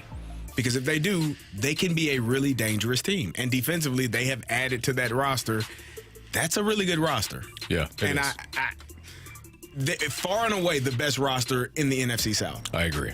And I think Raheem Morris knows what he's doing. So and I when think they have. I think they got a chance. So let's put it another way. The Falcons won 7 games last year. Made the playoffs? No, they missed the playoffs. Mostly with a quarterback that the Arizona Cardinals just released. God, they released them. He wasn't even. He was going to be the their backup starter last year. Yeah, they won 7 games with that guy. And he's not even on a roster right now. This is I will tell you all, this is a rough day for me coming in. Just, watching all the announcements. Man, like it just a little bit of PTSD kicked in. Yeah. Just got a little nervous. We should start calling Kerry like at midnight last night. Yeah, just checking like every hour. Jamie, you take the first shift. I'll take the next. Yeah, no, that's true. For Desmond Ridder to be the starter for a team last year, and they have upgraded tremendously at that position for sure. Well, this is a team that could be really good. Well, adding Matthew Judon, adding Simmons to the back, and that secondary is actually pretty good as it is. Jesse Bates was worth every penny that they paid him in free agency last year. He had an outstanding year. A.J. Terrell hasn't had an interception in 2 years, but he's also been playing a lot of a man, and the quarterbacks don't target him frequently. So I think the defense is going to be good. So we all agree. Maybe Jamie doesn't, but the Falcons, it's the Falcons' division to lose. I totally agree. It's a bad division, but it's there to lose. I do think the Bucs, though, it's going to be them and the Bucs, the Falcons of the Bucs, challenging. I think the Panthers will be improved, but it's not a high. That's not a high hurdle. They had 2 wins last year, so I think they could probably get to like 4 wins. Maybe they double them, and you say, that's not bad. I think the Saints are the team that takes a step back. They won 9 games last year, but Derek Carr is. I was wrong about him. He's a nice guy. I feel so bad for him. I thought him getting out of Vegas and going to where he was actually appreciated. He was the same dude. Alvin Kamara, you had some weapons there in New Orleans. I'm like, he's going to be good. Right. Oh, Derek Carr? Yeah, you're going to. I thought Michael Thomas was going to be healthy. Derek Carr or Kirk Cousins? Derek Carr. Okay, because I view them as like almost like carbon copies. Jamie, this should tell you everything about how I feel about Derek Carr. I would rather have Kirk Cousins than Derek Carr. Because I think Kirk Cousins is a better quarterback overall. That's how much I don't think Derek Carr can play. All right. I just wanted to hear your answer. That's all. You got it. All right, it's the Fast Line on 101 at ESPN. We are going to do predictions and things like that for the NFL season coming up next week. NFL cut down day today, so roster's going to get down to 53. Kadarius Toney was released from Kansas City. There hasn't been a ton of notable cuts. Like Allen Robinson got released in New York. He was at one time he was a pretty decent wide receiver for the Bears. I don't know if there's anybody else. I wrote down a couple of players that I thought were at least interesting. Desmond Ridder was interesting just from the standpoint he started games last year. But quite a few. Bailey Zappi is. He got cut too. Boy, that's telling you something, huh? If you get cut by the Patriots, By the way, you say, I got to do something else. Go back to that draft year with Bailey Zappi and look at all of the quarterbacks that were drafted. Almost everybody has been traded or cut already. Really? The only one is one, maybe two. Brock Purdy is still with his team, and there's one other quarterback I forget. It's escaping my mind right now. So that was, let's see here. Now you got me intrigued. So that was the 2022 draft. And you talk about quarterback? Mm-hmm. All right, let's see here. Let's check this out, shall we? Kenny Pickett. Traded. Desmond Ridder. Gone. Malik Willis. Didn't he get traded or cut? Traded. He was He just traded to the Packers. Yep. Yeah. So let's see here. Matt Corral, no longer with the Panthers. I have the list right here. Bailey Zappi. Sam Howell. Howell's still with Washington, right? Traded, though. Oh, that's right, to Seattle. That's right. Yeah, you're right. And then Chris Oladukin, he's cut. Skylar Thompson's with the Dolphins and Brock Purdy with the 49ers. Well, if I remember correctly, after Kenny Pickett, the next quarterback that was taken was Desmond Ridder. In the I got the third numbers round. right here. 74th, Desmond Ridder. 20th, Kenny Pickett. Brock Purdy at old 262. He's still with the Niners, though. Wow. So- the best one was the last one taken. So out of all of those quarterbacks, which is 4, 5, 6, 7, 8, 9, only 2 of them are still with their original team. Not great. All right, it's Fastlane on 101 ESPN. Let's dive into the latest breaking news, which is that the Cardinals got absolutely 100% nothing for one-time top prospect Dylan Carlson. That's next on 101 ESPN.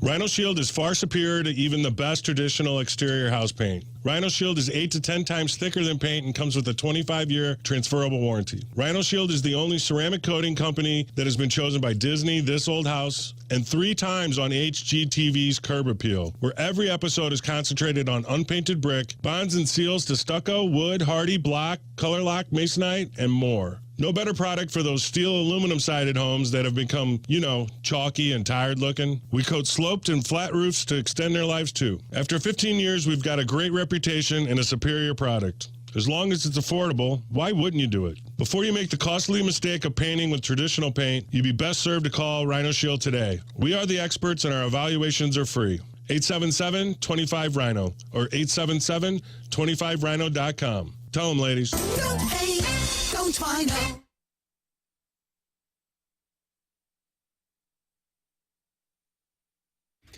All right, Jamie Rivers, Anthony Stalter back with you here. We're joined by our good buddy Stewie from Stewart's American Mortgage Corporation. Stewie, know that you guys are out there. You're helping people purchase homes. I know you got a great story for us. We do. We have an ESPN listener that went to go buy a house, went to his real estate agent. The real estate agent said, use my lender. They're the best. They're phenomenal and no problem.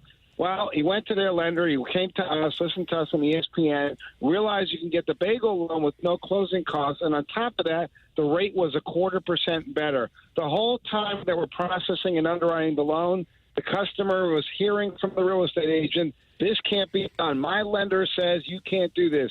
You're going to see at closing, they're going to take advantage of you. It's not going to happen. The whole way through, at closing, the agent's yelling, it's not going to be real. It's not going to be real. We closed it, and it was real. He saved all that money. But here's the funny part. The following week, the real estate agent gave 2 referrals for us instead of using her prior lender.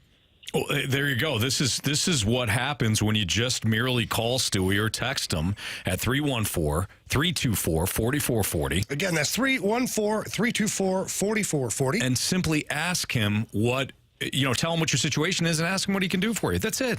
The call costs nothing. The situation could be, resolved in a hurry, and Stewie is there to help people save money and get them their dream homes. But you do have to pick up that phone. You do have to call him. If you miss that phone number, Jamie, what can they do? They can Google the bagel loan. Thanks, Stewie. Have a good day, guys. NMLS number 226715.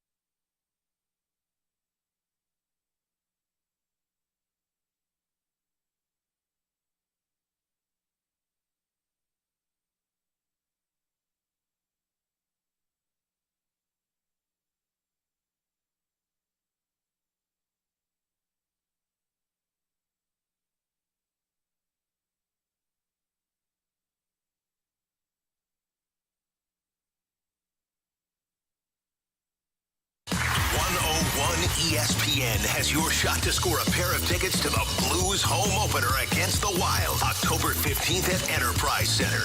Blues hockey is right around the corner, and single game tickets for the 2024-25 season are on sale now. Don't miss exciting new theme nights and can't miss giveaways this season. Get all the details and enter to win a free pair of tickets for the Blues home opener now at 101ESPN.com or on your 101 mobile app.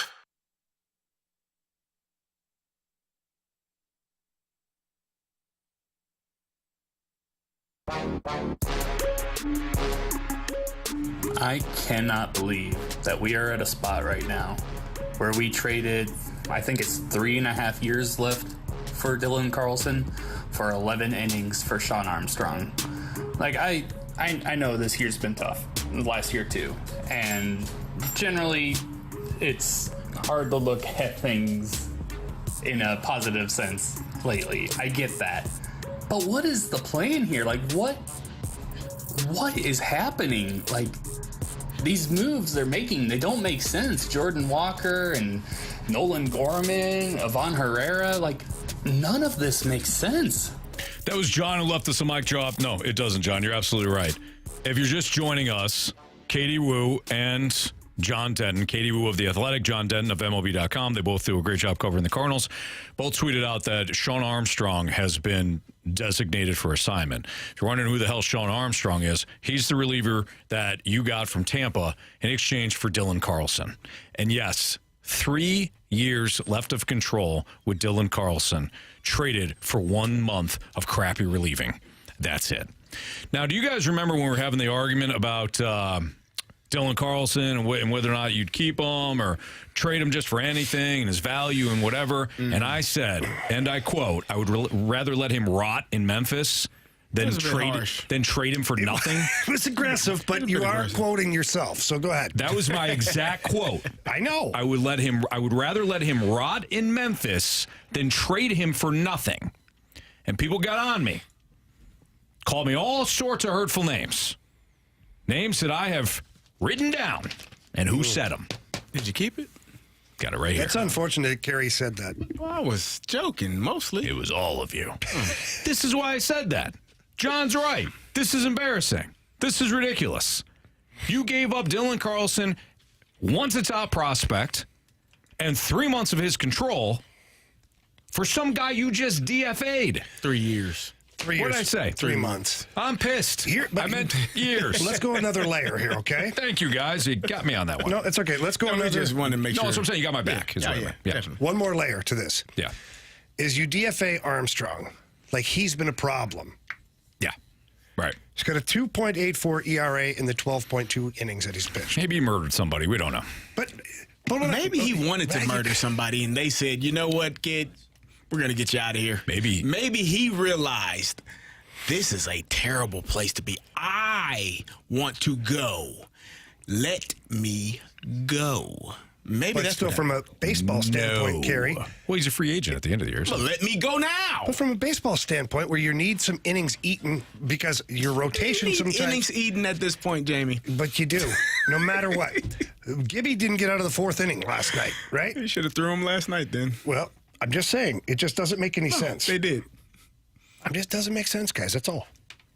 He's not your worst guy in the bullpen. So no, why would you not added, DFA? Right. You're right. It's an added, like, what are you doing? Exactly. I don't know, Anthony. Like, if I'm John Mozeliak, I'm finding another sacrificial lamb that has been terrible in my bullpen, and I'm like DFAing that guy, and at least we still got Armstrong in the Dylan Carlson deal. Right. Did you need to bring Riley O'Brien back?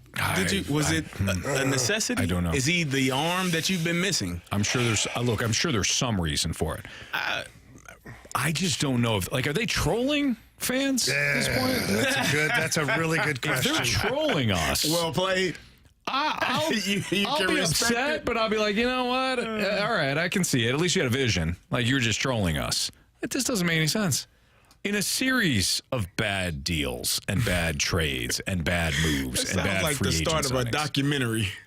What if I told you that you could have had Juan Soto, but you ended up with Armstrong and then DFA'd him? Oh man! I would love to know how many how many deals Dylan Carlson's name nixed over the years. And I get it. Hindsight's 20/20. A few, for sure. But you know that his name was brought up several times over the last couple of years. And they hung on to him, didn't really play him, got hurt, viewed him as a fifth outfielder, and traded him for nothing. Wow. That's just mismanagement. It just is. Like, I try to, sometimes I try to think to myself, there must be a reason. Right. Like, there must be something. And there might be a reason for DFAing Armstrong. Maybe he came in, he was unhappy, didn't want to be a Cardinal. Well, that's rule number one. If you don't want to be a Cardinal, you got to get out of here. Maybe. But maybe there isn't. Maybe there's no reason. But then the reason, like, I'm looking at it going, why? Why? How? Like, where? Why? Yep. How do you, this is like when they misread the audience that they're talking to. You're sitting there, you just lost a big loss last night. You want to bring up this Riley O'Brien, great. But then you DFA the one guy you got back in the Dylan Carlson, who everybody just remembers cold, dead hands. Mm-hmm. It just blows my mind. They weren't really worried about that guy to begin with. What guy? Exactly. What are you talking about? The guy that they brought back. I know, but Carey, it's the look of it. It looks like you don't know what the hell you're doing. Huh? I don't We've disagree. got a winner. It's what it looks like. It looks like you don't know what the hell you're doing. So you had to get something. You couldn't just give him up for nothing. I know, but then keep that something. He's not even pitching bad for you right now. No, just keep Carlson. You didn't have to trade him. Clearly you did. Carey. It was the trade deadline, Anthony. You had to trade him. It doesn't mean you have to trade guys. Yes, it does. The Geneva What have Convention. you been watching? You don't know baseball. It's called the trade deadline. And somebody you have a has deadline to go. to trade players. Yes. Cottleville Chris has entered the chat. Hey, Because you're not factoring the most important consideration, the TV contract. Maybe overall, Chris, but not for this particular case. For what? What are we not? He might be listening late to the game here a little. You don't know Okay, sometimes. yeah. How much All right. was- So How much was- if he's talking about maybe some of the moves and whatnot earlier that we were talking about earlier in the show, that's why I said not entirely wrong. But if he is talking about Dylan Carlson, and this has nothing to do with it. Yeah. True that. All right, we've got your shot to score a pair of lawn tickets to Sammy Hagar's sold-out show on August 31st at Hollywood Casino Amphitheater. Sammy will be joined by Michael Anthony, Joe Satriani, and Jason Bonham for a huge sold-out show this Saturday night. You can text in to win free tickets now at 314-399-9646, or you can register to score tickets to the sold-out show at 101ESPN.com or on your 101 mobile app. Here's your trivia question. Last segment, I said that I would take Kirk Cousins over what quarterback when Jamie asked me. What quarterback would I not take over old Kirky Boy Cousins?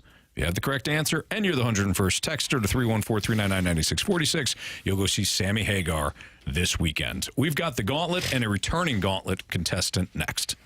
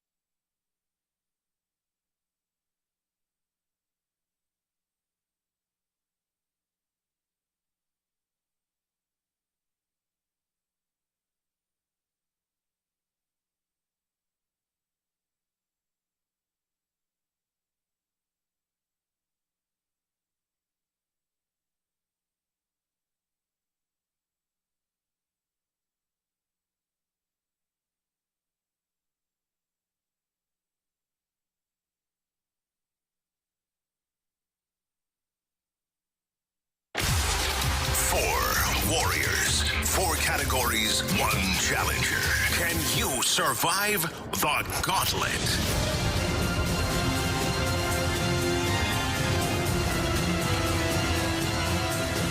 It is the Fastlane on 101 ESPN. My guy Kyle's active again in the snake pit. Said he was responding to Sport Hunting 13, who criticized me for saying Dylan. He said that Dylan Carlson. I've been wanting Dylan Carlson gone for years. That's BK. That's not me. About the same. I mean, well, outside of being on the radio in white, that's it. What? Our show is right after. Well, big nose, sure. Big nose. If you like the size of that. So that wasn't me. That wasn't me. Whoa. It was BK. All righty. I've always liked Dylan Carlson. So he had a DC jersey on. And Kyle, you know, training. Kyle Joseph, you know that I love Auburn football. Go Tigers. Go Tigers. All right. You're such a great running joke. It's all Carey. All right, it's Fastlane on 101 ESPN. Let's welcome back Taylor for round 2 of the Gauntlet. What's up, Taylor? Hey, how y'all doing? Doing great. Doing real well. No, better Carey's now. not. Yeah. I wasn't good yesterday. No, he's Taylor. not. But it's okay. Yeah. You deserved it. Beat the hell out of me. It was a tough one. Didn't seem like it. Carey, you finished third. Right. Out of the two of us. The questions were second. Taylor, who would you like to take on today? Oh boy, let's go with you. Me? Yep. I feel like he just kind of win that. You're talking. I'll take you. Whoever responded was the one Taylor's going to take. All right, good luck, Taylor. Thanks. All right, Anthony, get out of here. Cone of silence. Go see Mike Ryder. While he's doing that, Taylor, you got to tell my guy Marshy to spin the wheel, please. All righty, Marshy, spin that wheel.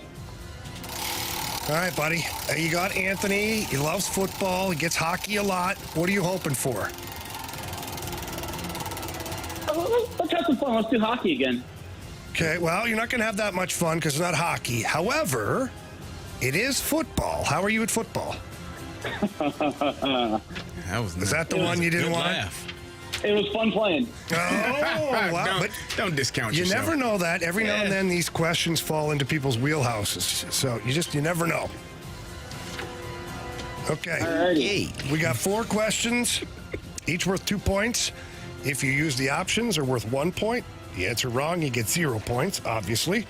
If we're tied after 4 questions, Carey, we will have a tiebreaker. And we will get a winner today in the Gauntlet. Taylor, are you ready? Let's do it. All right, baby, here we go. Question 1. Out of the 8 division winners in the NFL last season, which team was the worst, finishing 9-8? NFC South. Was that the Buccaneers? Final answer. Question number 2. Which receiver scored the Super Bowl game-winning touchdown in overtime for the Chiefs last season? Oh, was that Tony? Well, let's go Kadarius Tony. Final answer? Final answer. Question number 3. Mecole Hardman has played his entire career with the Chiefs, aside from 5 games he played with which team?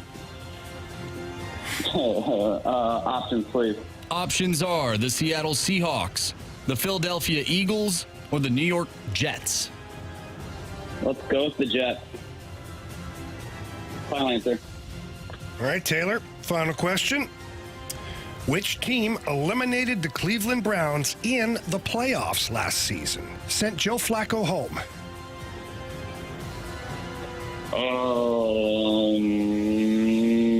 Options, please. Was it the Buffalo Bills, the Houston Texans, or the Baltimore Ravens? I think it was the let's go Texans. Final answer. All right. We'll grab Anthony here. Anthony's going to be like, what? That was fast. It's always bad when How you feeling, Taylor? He's sitting there for a few minutes.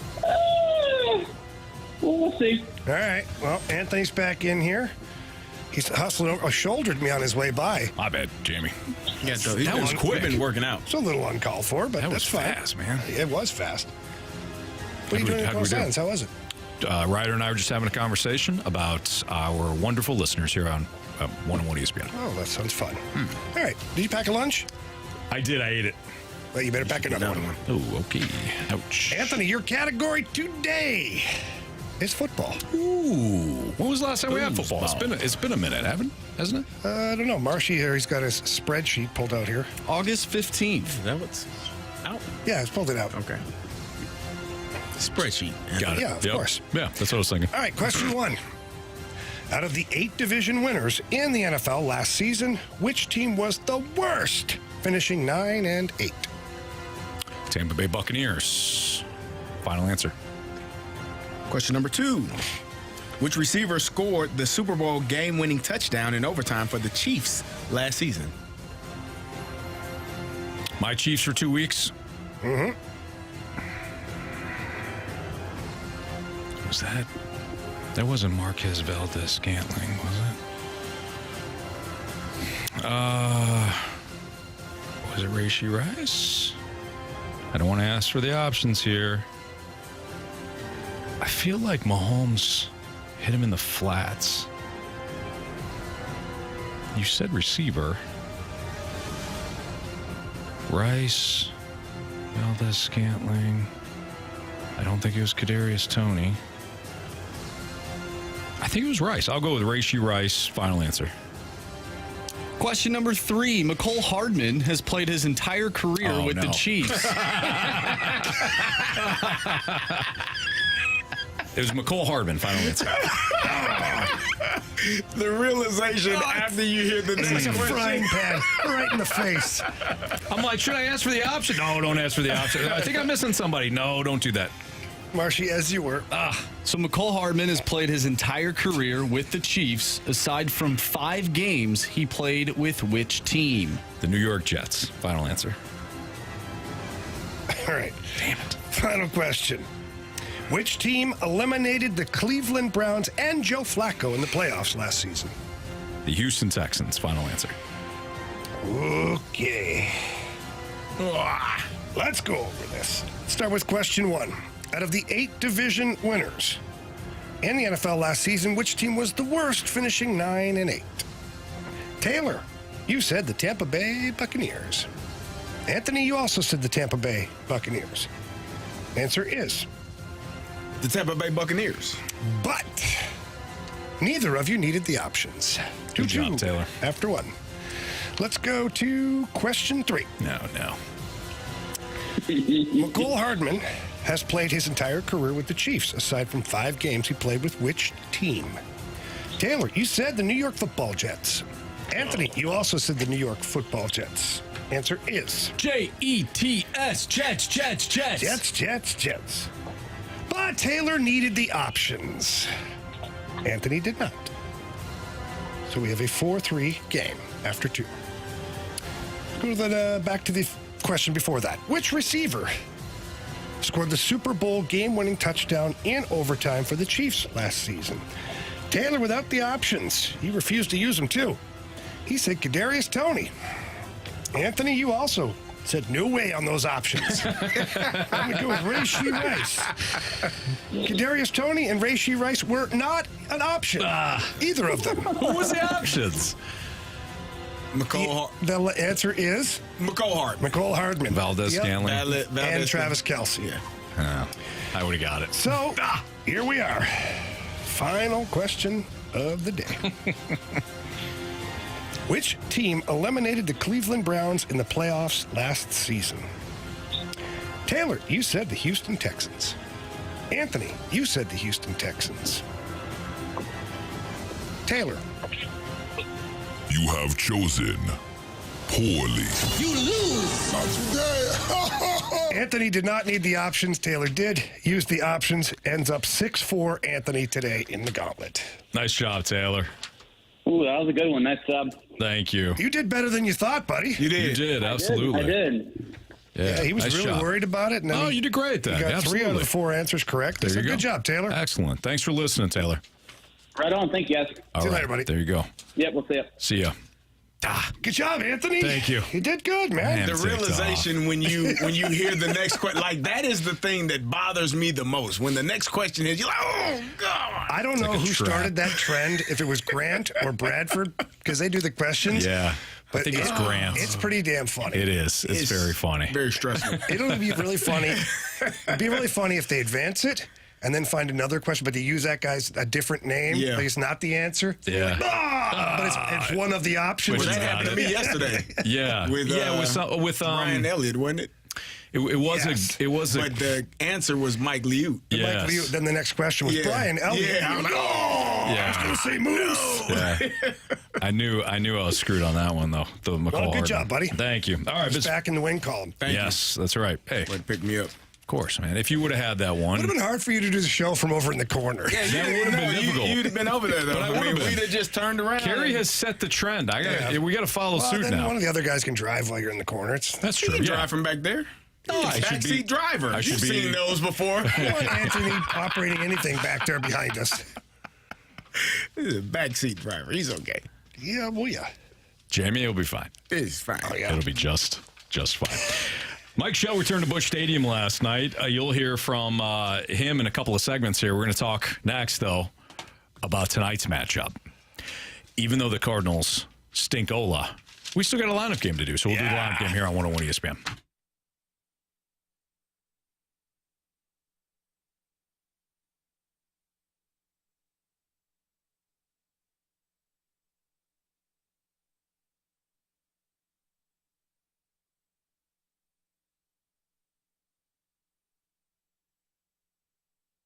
All right, fellas, listen up. If you're out there right now and you're dealing with some symptoms that you're just not used to, maybe you're tired, maybe you're irritable, maybe there's some depression, maybe things aren't going well for you in the bedroom, at home, everything changes, and that's where mentality comes in. We want to get you back to what you used to feel like.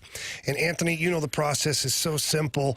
You get in there, you talk to the people there. By the way, the people are fantastic.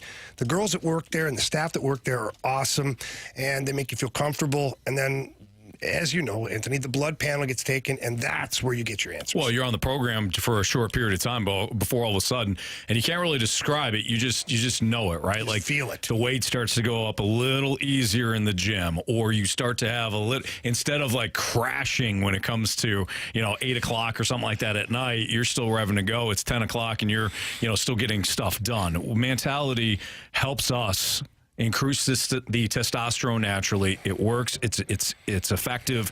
It's healthy. It's a situation where they've got your health in mind. They give you your blood panel and your test results back every 10 weeks after you're on the program. They give you the new results from your blood work and say, here you go. You can give this to your physician. Make sure nothing else is going on. Mentality. I can't speak highly enough, Jamie. And hey, they give you 2 different locations to go into as well. Yeah, you got South County, Chesterfield. Make sure you say Anthony and Jamie sent you in. And remember, they do deal with most insurance companies, so get that checked out as well. And if you need any other information, you can always visit them online. Find Mentality at lowtusa.com.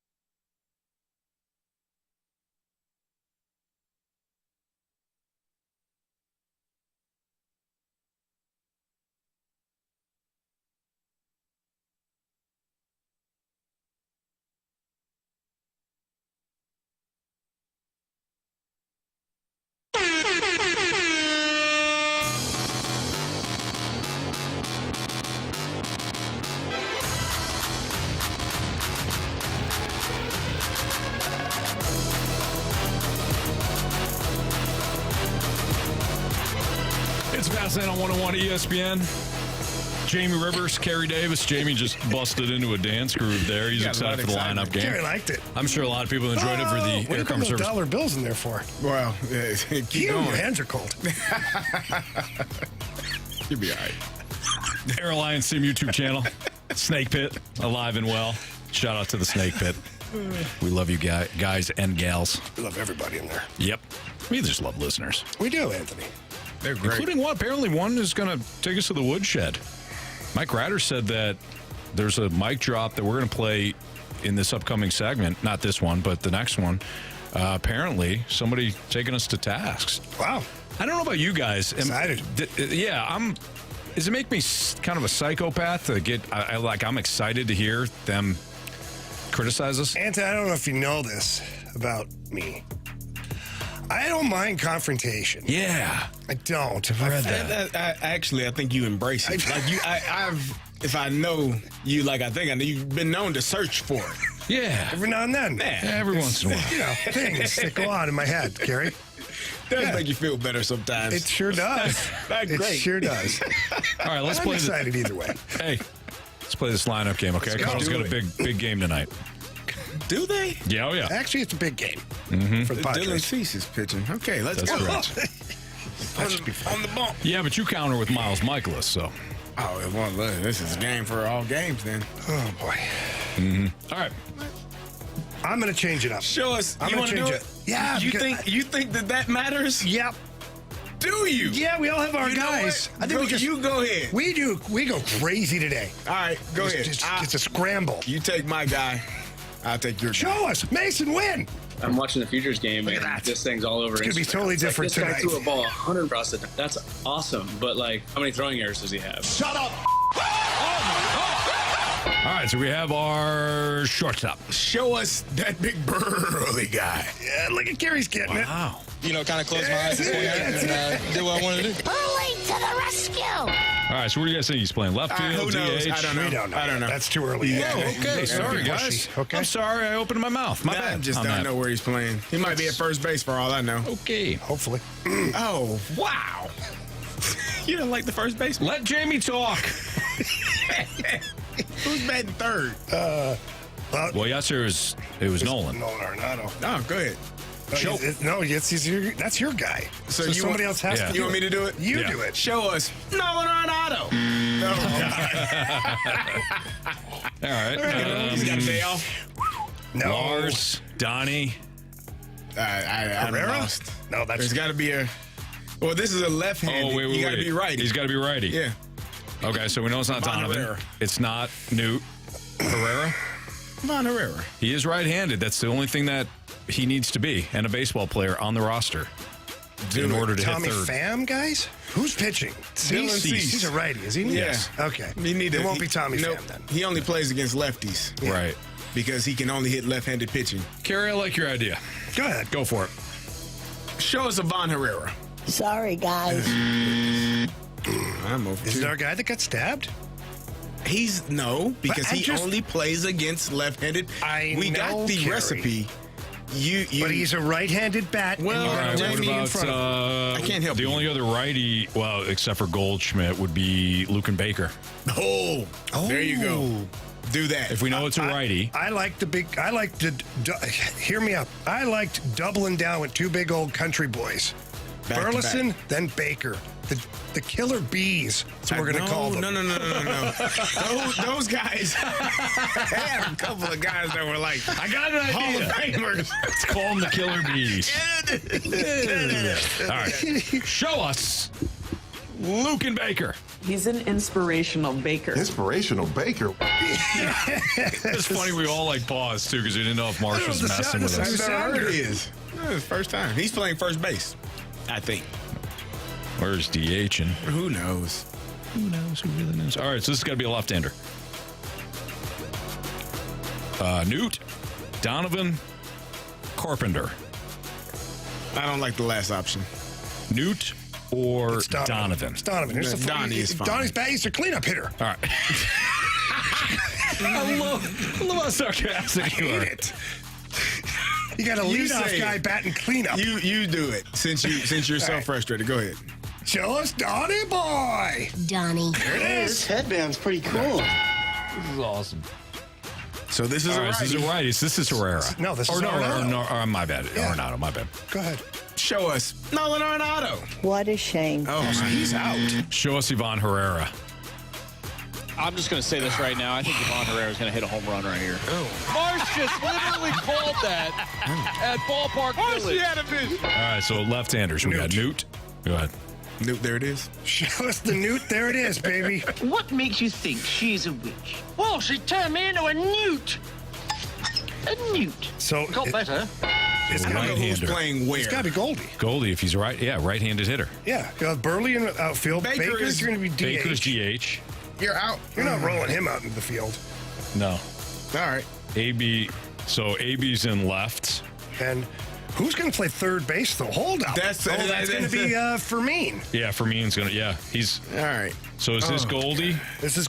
I believe this to be Paul Goldschmidt. Can I ask, Wait, I gotta. Yeah, I'll wait okay. till we get done. What's wrong? I'm gonna wait till we get done. You're breathing heavy. I'm having heart palpitations. Do you need mouth to mouth? Nah, not Marshy, from go you. ahead. Marsh, you're up. Center. Yeah, we need a center fielder, a first baseman. This is Paul Goldschmidt. What did? Never mind.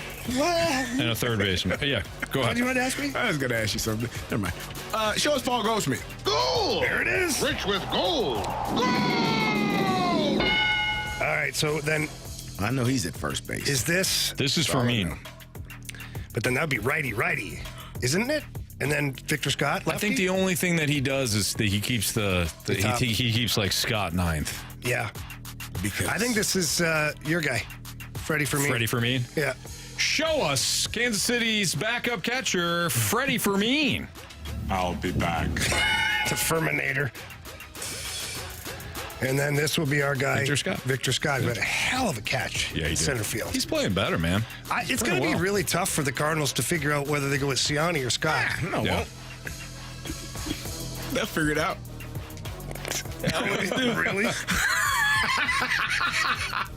They always do. So who usually does Scott? Carey does Scott. Carey, you're usually the one Yeah, doing you him? go ahead. Okay, Anthony, you go ahead and do him today. Show us Victor Scott. The second. Great Scott. Too fast, too fast. Focus. Speed. I am speed. All right, Marsh, you run that beautiful lineup. All right, leading off the shortstop, Mason Wynn. Batting second in left field, Alec Burleson. Batting third, your DH, Lucan Baker. Your cleanup hitter, second baseman, Brennan Donovan. Batting fifth, catching, Ivan Herrera. Batting sixth in right field, Lars Nootbaar. Batting seventh, first baseman, Paul Goldschmidt. Batting eighth, third baseman, Jose Fermin. And batting ninth in center field, Victor Scott the second.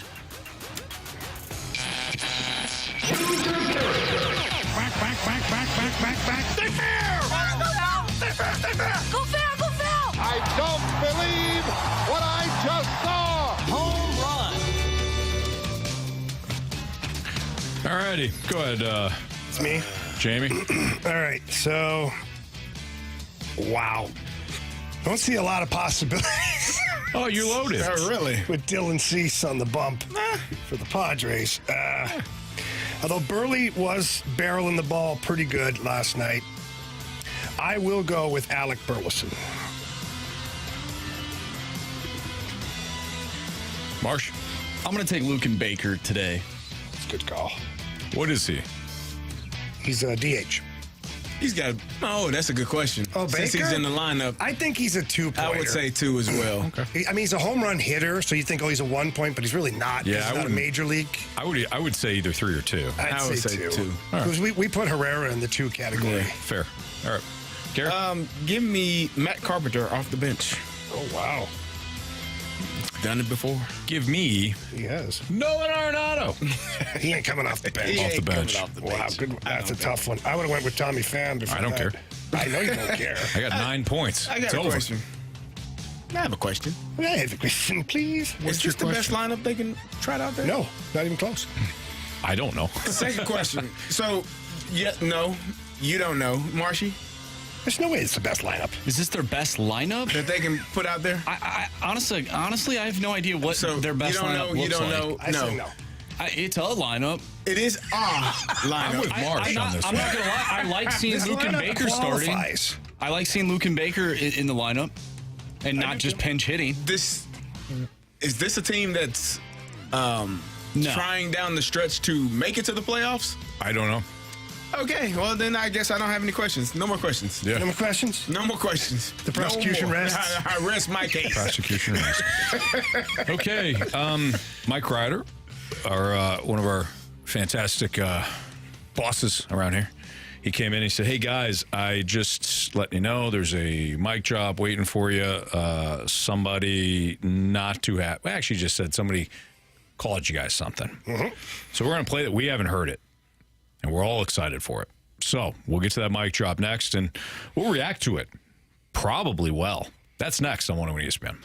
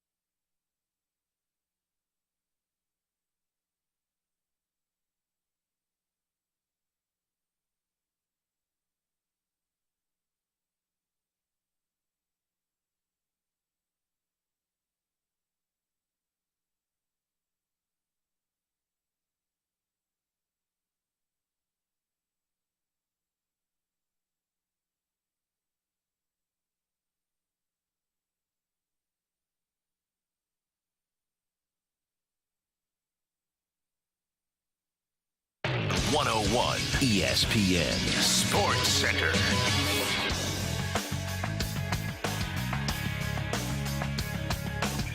I'm Andrew Marsh. It's time for a Sports Center update driven by Johnny Londoff Chevrolet and Johnny Londoff Autoplex. We just did the lineup game. If you missed that, make sure you go back to 101ESPN.com. You can check out the podcast page, and we believe it was a great lineup game, despite what the lineup actually is. So if you missed that, make sure you go to 101ESPN.com or the free 101 mobile app. Just head to the podcast page. You'll find all of our full shows there. And it's all brought to you by Dobbs Tire and Auto Centers. The Cardinals are playing the San Diego Padres tonight. They lost 7-4. Miles Michaelis on the mound going up against Dylan Cease. First pitch is at 6:45. The other big news of the day regarding the Cardinals is that they have called up Riley O'Brien and designated Sean Armstrong for assignment. Armstrong was the piece that came here in return for Dylan Carlson. We also touched on that as well. So if you missed anything, like I said, go to the 101 ESPN website and just go to the podcast page, and you can find all those full shows there. All right, we got a interesting mic drop. We're going to play that next regarding North St. Louis Cardinals. I'm Andrew Marsh, and the Sports Center update is driven by Johnny Londoff Chevrolet and Johnny Londoff Autoplex. See them at londoff.com. Chevy, together we drive. Are you kidding me?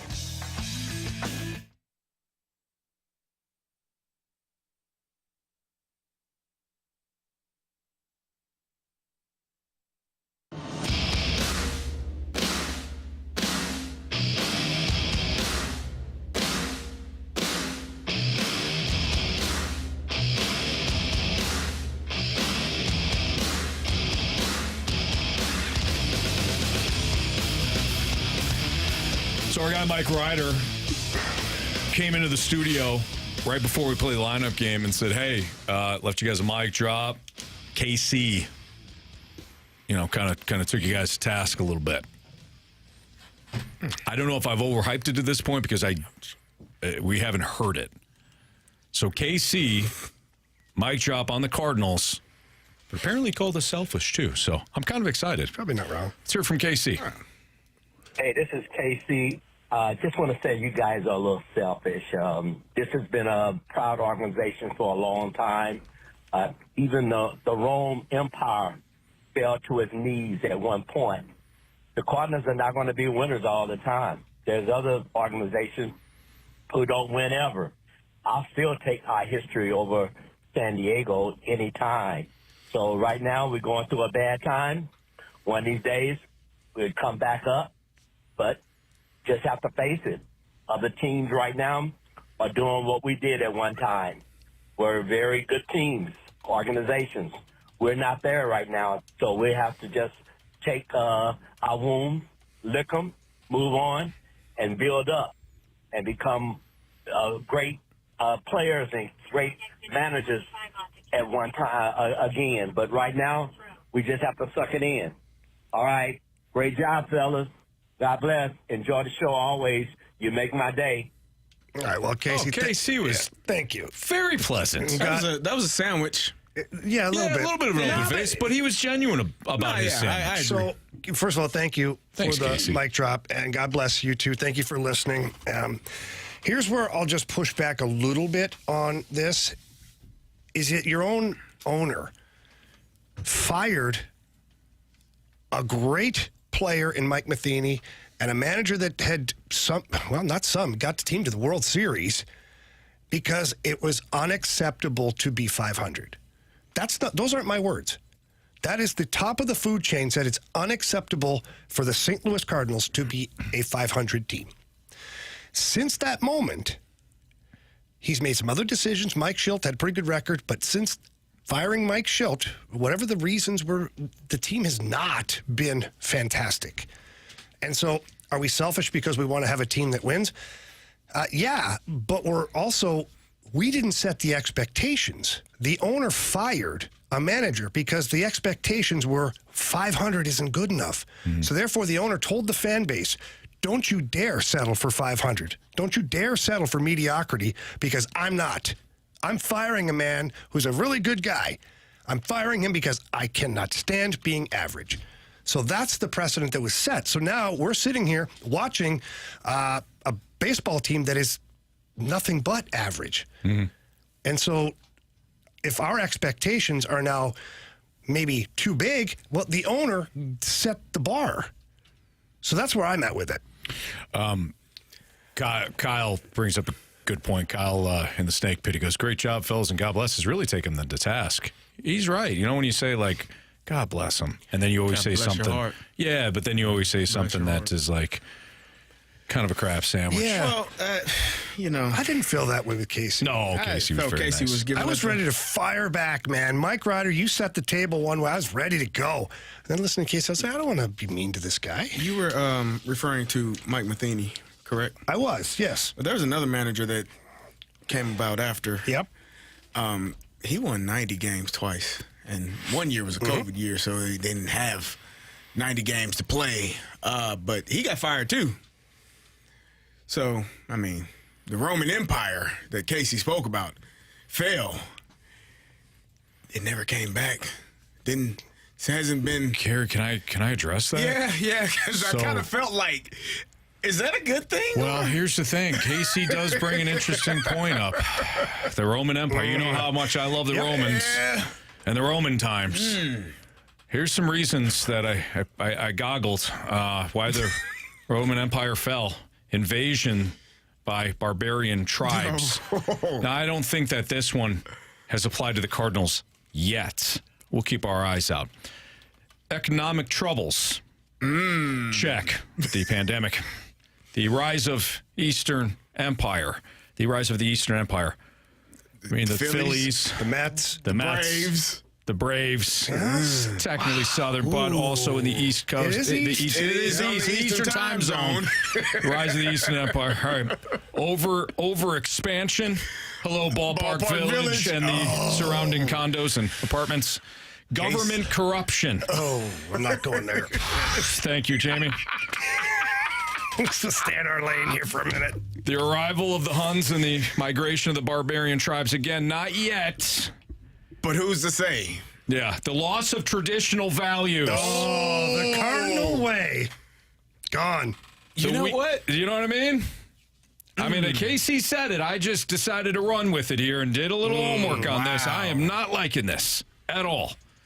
Most of these apply to where the Cardinals. I mean, the Cardinals, they're falling. That is spot on. Weakening of the Roman legions.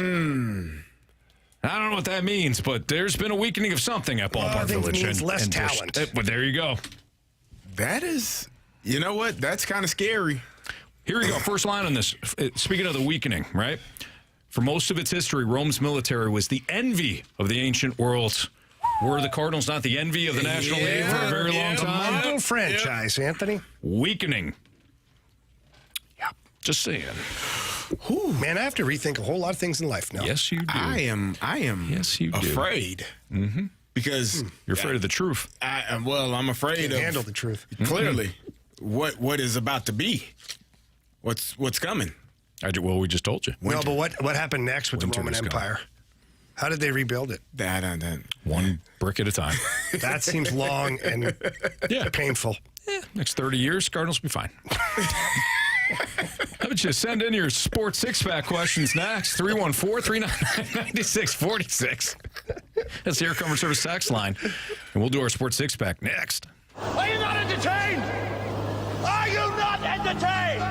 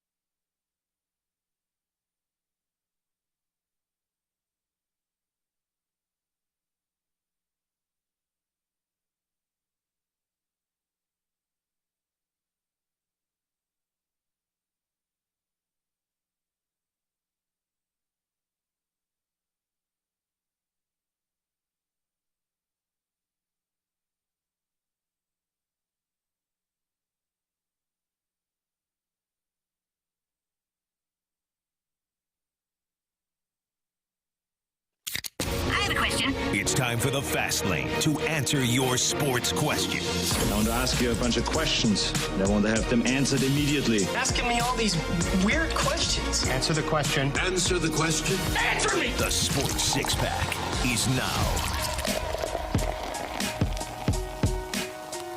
Time for the Sports Six-Pack here on the Fast Lane on 101 ESPN with Carey Davis and Jamie Rivers. I'm Anthony Stalter. Here is Andrew Marsh. Question number one.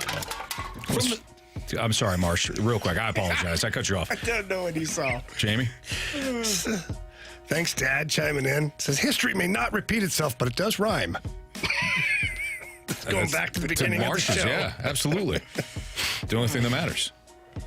Okay, I'm sorry. Marsh is very serious today. Hey, super serious today. I don't know ahead, buddy. this guy thinks he is. Go ahead. From the 618, can you ask Rivers and CD, how does it feel to be the bad player in the trade or cut like you guys were talking about who we got for Dylan Carlson? Well, why would you have to ask us? That seems kind of So how are you talking about? Yeah, right. CD, I'll let you answer this one. Be the bad player. I've been cut a few times. Yep. Not a great feeling. Didn't feel like it was my own doing, though. It's kind of a sickness there. The hell are you cutting me for?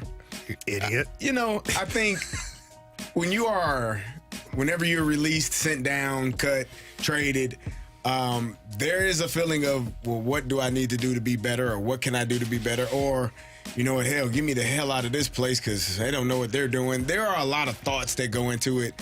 I don't know what the reasoning for sending Sean Armstrong, what the purpose of that was. They traded for him. I guess you had to trade for another player. I don't know. Could you trade for cash considerations? I don't know if that's allowed anymore.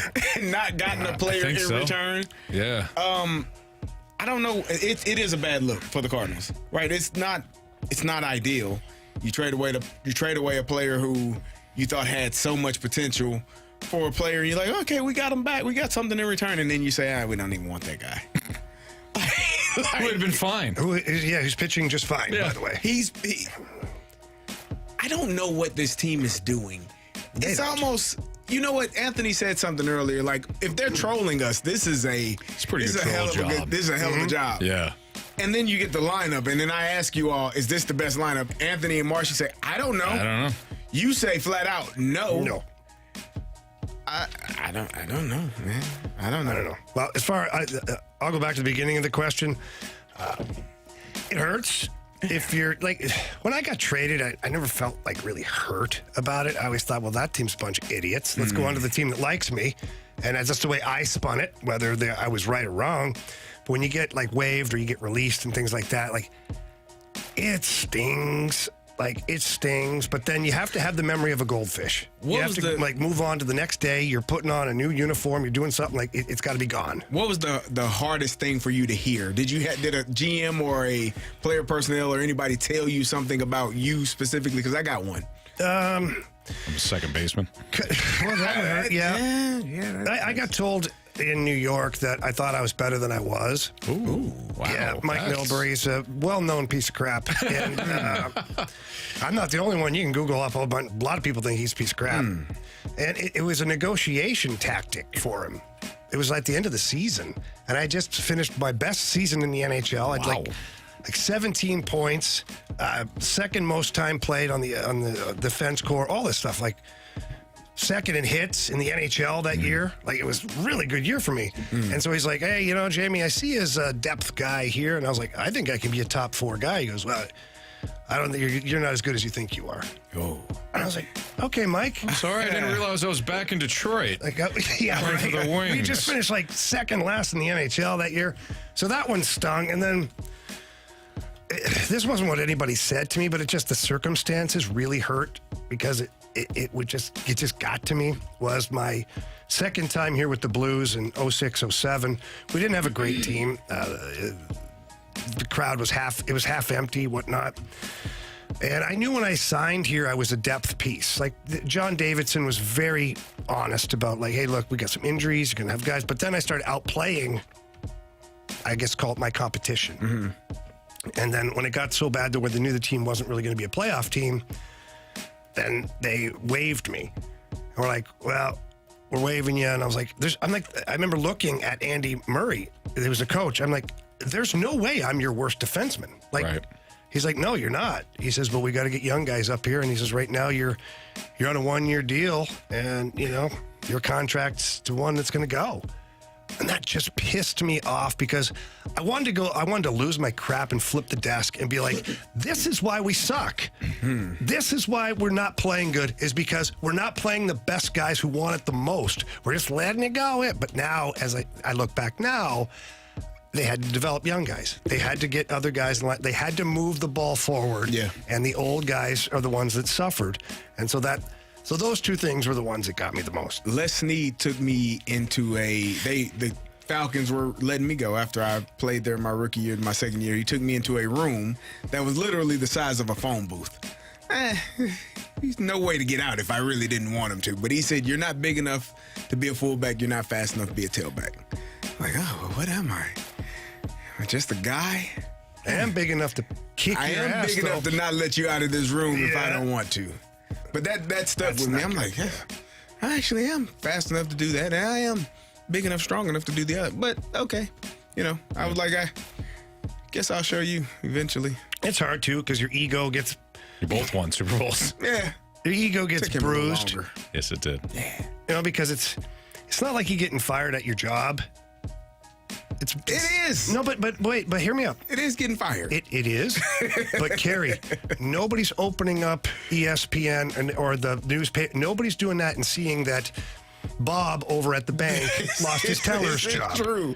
But we still love you though, Bob. You're important. Bob, you're unbelievable. You probably shouldn't have been let go. Yep. Okay? Politics for sure. Raw deal. For sure. Raw deal, Bob. But when you're getting cut and you're like, usually like not front page, but sometimes Blues moving on from whatever, Steelers moving on from Kerry Davis. Very difficult. It's like, God, then people are calling you and you're like, I don't want to talk. That's the worst. They're calling to be polite and friendly. Oh, it's okay. I don't want to talk to you. I don't want to talk to anyone. I don't want to talk to anybody right now. Don't want to talk to him. Not at all. So, anyways, there you go. Leave me alone. Well, at least you guys are feeling good now, Oh, yeah. We're going to continue our sports six-pack here. We got one. I don't know how that's the way he worded it that way. Didn't seem genuine. He said, I think he meant it. I don't know. I think it was very businesslike. I'm glad you guys are feeling better now. I'm glad you guys feeling better now. Okay.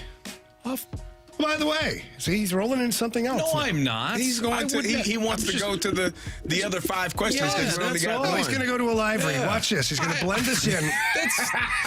That's sorry ridiculous. that you feel that way. No. Coming up, the Blues have. No. I want us to. We'll be quiet. Go ahead. Okay, go ahead. Guys, I want us to all be on the same page. I want us to join as a team, and you can join us for the second annual Blues and Brews on Friday evening, September 20th at Anheuser-Busch Brewery. You can get fired up just like Jamie is right now for the Blues season at this outdoor street party. It's featuring live music from country music star Matt Stell and St. Louis's own Charles Glenn Group, plus confirmed appearances by the captain Braden Shen, Jake Neighbors, Dylan Holloway, Philip Broberg, and Drew Bannister. Drew Bannister will be there. And the Blues alumni, like our very own Jamie Rivers. Tickets on sale just for $20. They're on sale now. Pick them up. 101ESPN.com. Our Sports Six-Pack is next on 101 ESPN.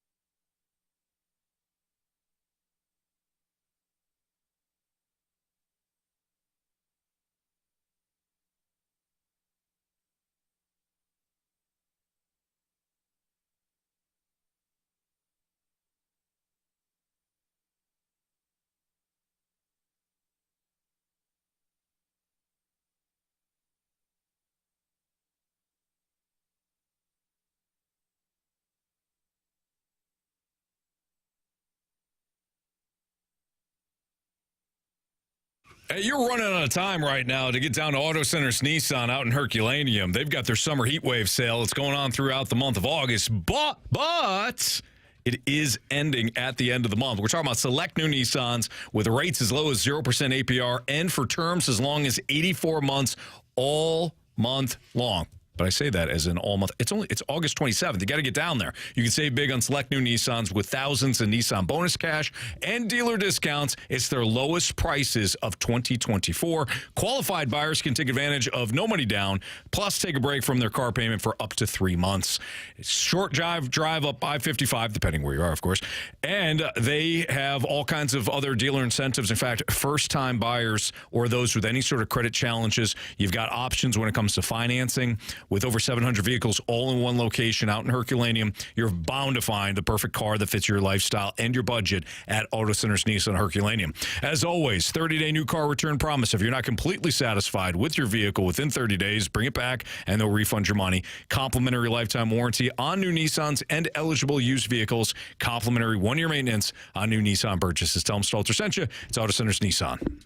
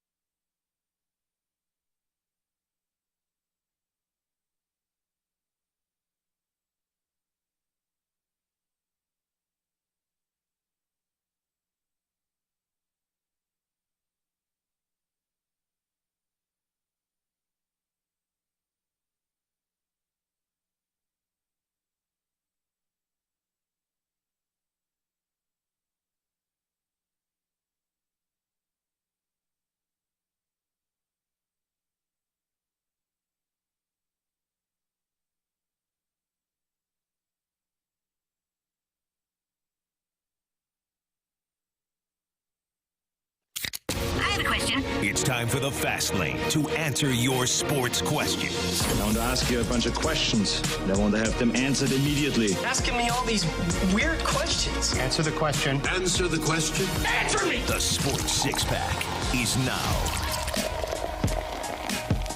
501, your time check is brought to you by Clarkson Jewelers, an officially licensed Rolex jeweler. Carey Davis, Jamie Rivers, I'm Anthony Stalter, and here's Andrew Marsh with your Sports Six-Pack questions. Question 2, please. Question number 2. All right, Jamie, you were just talking in the last segment about certain young players on the Blues who came in and essentially took your spot on the roster. We get a question from the 314. What will Dalibor Dvorsky need to do in camp / preseason to earn a roster spot with the big club? Got to prove he can play both ends of the ice and create more offense than somebody's in the lineup currently. Got to play both ways. It's bottom line. I mean, he's a complete package player. Like last year playing junior hockey, and this is what they drafted him as. But he's just got to show, he's got to prove to the Blues that he can play somewhere in their top 6 to be productive. I'd say top 9 if, depending on the situation. But no, he's going to come to camp, and every time he's on the ice, you have to be like, not wowed, because that's a lot to expect, but you have to be like impressed. Wow, he's better defensively than I thought. Wow, he's stronger than I thought. Wow, he's faster than I thought.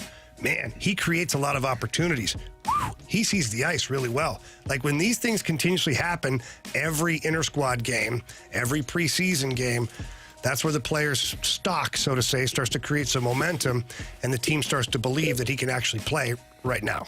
I agree with you, Jamie. You can't be a guy that is not fast enough for one position or too small enough for another. Really? What are we doing here? Marshy started out with a side swipe, and then you just got one. What are we doing here? What? Carey and I just got side swiped right in the same segment. Super Bowl champion Carey Davis. I appreciate it. It happens. Starting fullback, for the Super Bowl champion Pittsburgh Steelers. Big enough for the Steelers. Yeah, no kidding. Falcons never won a damn thing. Yeah, I hope somebody got fired for that. Many people. Yeah. Question number 3. Speaking of the Blues from the 314, if the Blues are good to start the year and with their recent acquisitions and excitement, and of course the Cardinals' empire falling, will the Blues sell out? Well done. See what you did there. Will the Blues sell out most games? Oh, I think the Blues are going to do really good attendance-wise this year. I think the fans here want to see a competitive team. I don't think the fans here expect to see a win every time they go down to Enterprise Center. I know they'd like to see that. So would I. So would everybody. It's not realistic. But I think that if nothing else, the Blues as an organization have created some buzz here recently, bringing a couple of really good young players, stealing them from the Edmonton Oilers.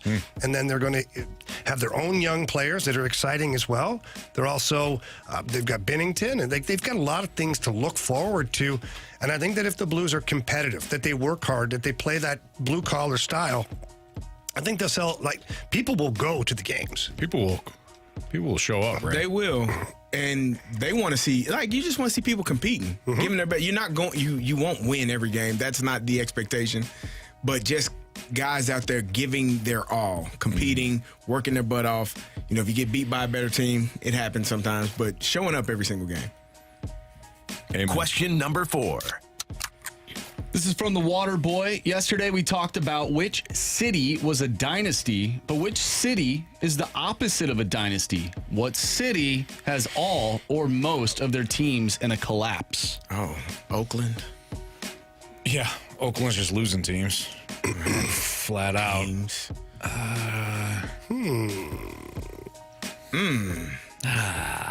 That's a tough one. Ooh. Trying to think. Cleveland is always I was thinking about Cleveland, but Guardians have been. Guardians are good. Yeah. The Cavs made it to the playoffs last year. So did the Browns. You could say Detroit, but the Lions have been good, so you can't say them. I mean, all the other teams kind of. Yeah, the Bruins saved Boston, and the Red Sox have been okay. The Bruins saved Boston. The Celtics kind of did a pretty good job too. They did. Oh my God. They did actually win a championship. Oh, I forgot about those guys. You know what? I deserve that for a CD swipe. Guys, head injuries are not funny. And I slammed my face into a side of a pool, and Celtics with our very own Jason Tatum. Around. I know, I totally was. Good catch, Jamie. Oh, man. What about Chicago?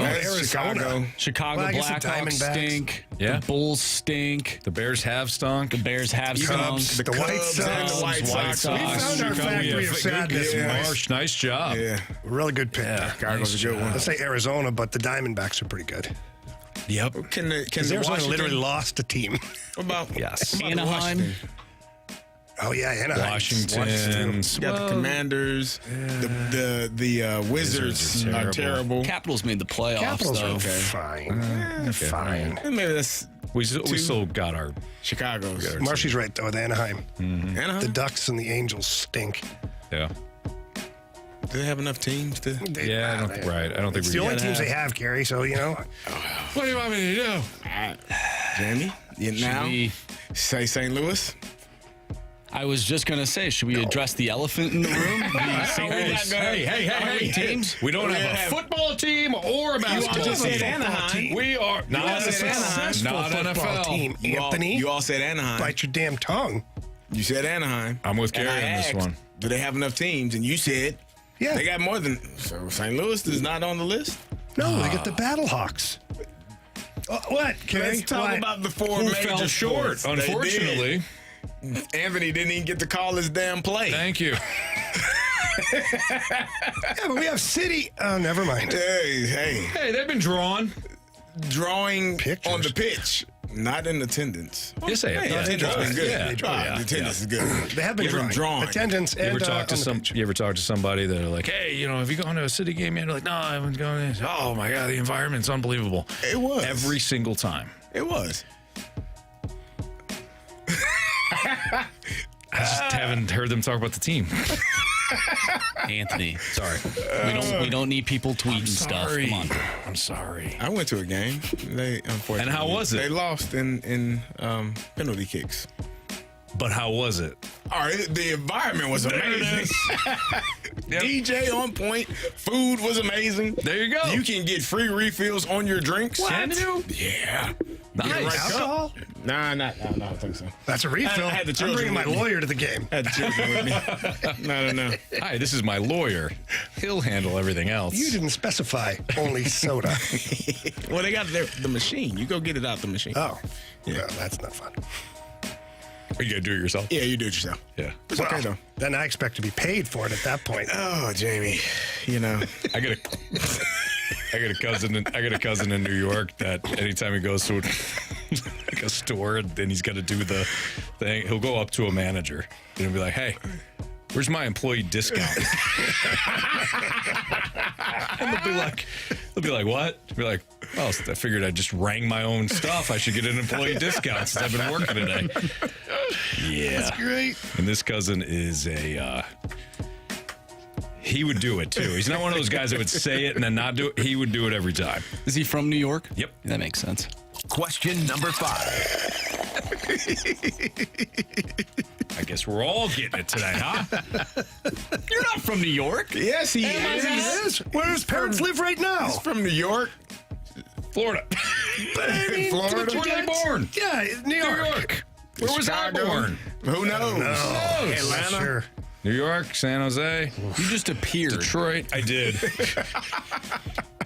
I'm here. Just like somebody else I read about. Anthony has actually his spaceship crashed here when he was a baby. The Immaculate Conception. Oh, man. Just showed up. Wow, huh? Anthony. Well, we should talk nicer to him, Carey. We are. I've been telling Can you do me a favor? Yes. Can you just tap my water, Give me a second. please? Oh, man. It's a 5 o'clock hour. It's a 5 o'clock hour. That's right. Look at the time. DLW in the statement says, "Is your cousin Italian?" Absolutely. 100%. Oh, my goodness. Yes. Question number 5. From the 312, what is the most disappointing team you've ever been a fan of? I'll nominate the 2000 Rams. Oh, you're specific. I was about to say I got a football team that lets me down every year. A specific team? Specific one. Wow. That Last year's Patriots team was pretty rough. Pretty rough to find the sunshine and rainbows last year in New England. But if I'm reading the text right, like, how can you not say the 2004 Cardinals? That was the best. That's not fair. No, that's though. not fair. Because Well, okay, you but don't read win the a text. championship. Like, I would assume, like, having a... Well, this is my opinion. I'm not going to... I do apologize. Let me retract. Can you read the 'Cause text first? I forgot who I was talking to for Thank a you. second. Be careful. You watch that stuff. I apologize. Thank you. Marsh, can you reread that last text, please? And thank you. What is the most disappointing team you've ever been a fan of? I'll nominate the 2000 Rams. Okay. You know what I mean? That 2000 Rams team. They just come off a Super Bowl. Yeah. They lost to the Saints in the playoffs. So I'm picturing a team that was disappointing because you had high expectations of. 04 Cardinals were insane. That was one of the best baseball teams in ever, Bob. I'm thinking of a team that maybe had higher expectations and then just didn't. I can't think of. I'm going to think of the Patriots when they went undefeated in the regular season, lost in the Super Bowl. That's the most devastating. That's a good one. Yeah, that is a good one. That was tough for us, Patriots fans. Yeah. Sorry, Jamie, that you had to experience You've that. had such a hard time as a Patriots fan since 2000. Hey, I started being a fan in 2000, okay? It's a rough one for you, man. It's hard, right? Thank you. Question number 6. This one comes from Justin. What are your guys' concerns about Brady Cook this season? I don't really have any concerns about Brady Cook. And I'm not saying like, oh, he's going to be Heisman candidate or whatever, but within that offense, I don't think they're going to ask him to like solely win games. I think he's got enough pieces around him. I think he's got a solid offensive line. I love the 2 transfers that they brought in. I think the running game, even losing Cody Schrader, I think they're going to be okay. They got a slew of receivers. They got a pretty good defense as well. I don't think he has to be like what Jaden Daniels was a year ago for LSU, who had a horrible defense. He had to do everything. He doesn't have to be a Heisman candidate. Doesn't have to win the Heisman to. Nope. And I don't think he's got to be a Heisman candidate for them to make a playoff run at all. I think it's different in college football. Like if the Chiefs, if Patrick Mahomes is anything less than Patrick Mahomes, they're going to have a hard time winning a Super Bowl. I don't think in college football it's necessarily like that. So I don't really have much concerns. I think the kid showed up last year. And I love the fact too. He entered spring practices and everything. He was the number 1. That was the first time he did that. Yeah, there's no questions. I think they're going to be fine. Like I said, 9-10 wins is the expectation. Now why do you hate Mizzou? I gave them double-digit wins.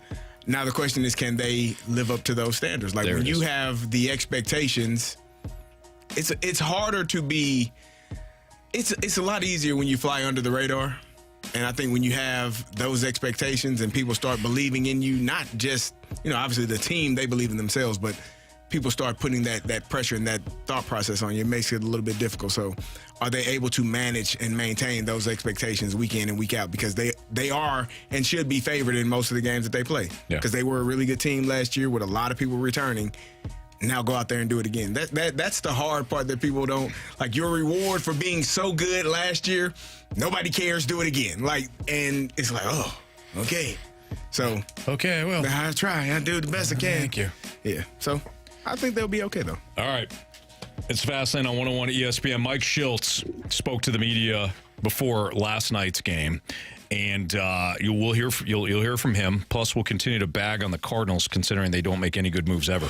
That's next on 101 ESPN.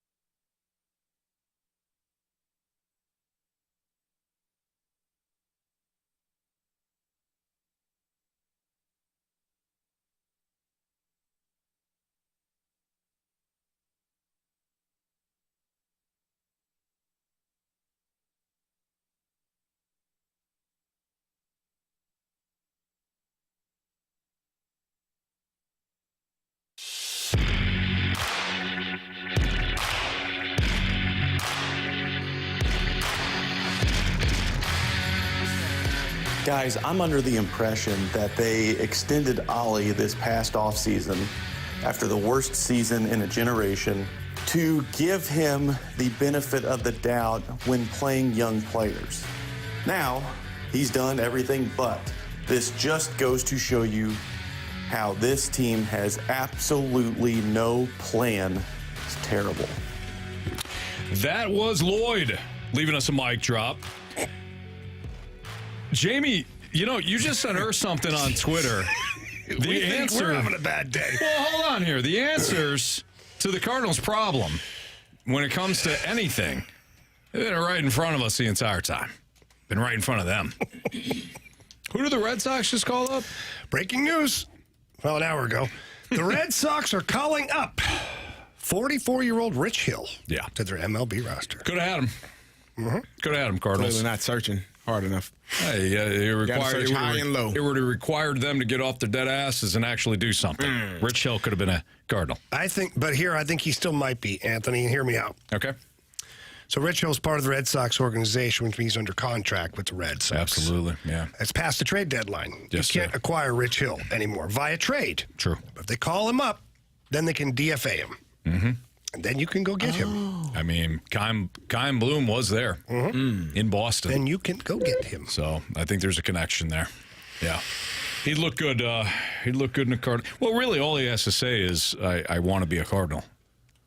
That's the true. Everybody knows the magic words by now. If you're an older veteran that can't play, that's all you really have to say. Go get a tattoo. I love the Cardinals. Another couple of years into your career. 3 years, $75 million. Okay, Mike Shildt, Cardinals' former manager, spoke to the media before yesterday's game. And, of course, the media asked him about his time in St. Louis. And this is what old Shilty Pants had to say. I haven't lost any sleep with how I did things for 18 years here. I can rest comfortably knowing that. I did my best to be a caretaker of the organization. As Tony would say, I tried to do my part and put my little piece in.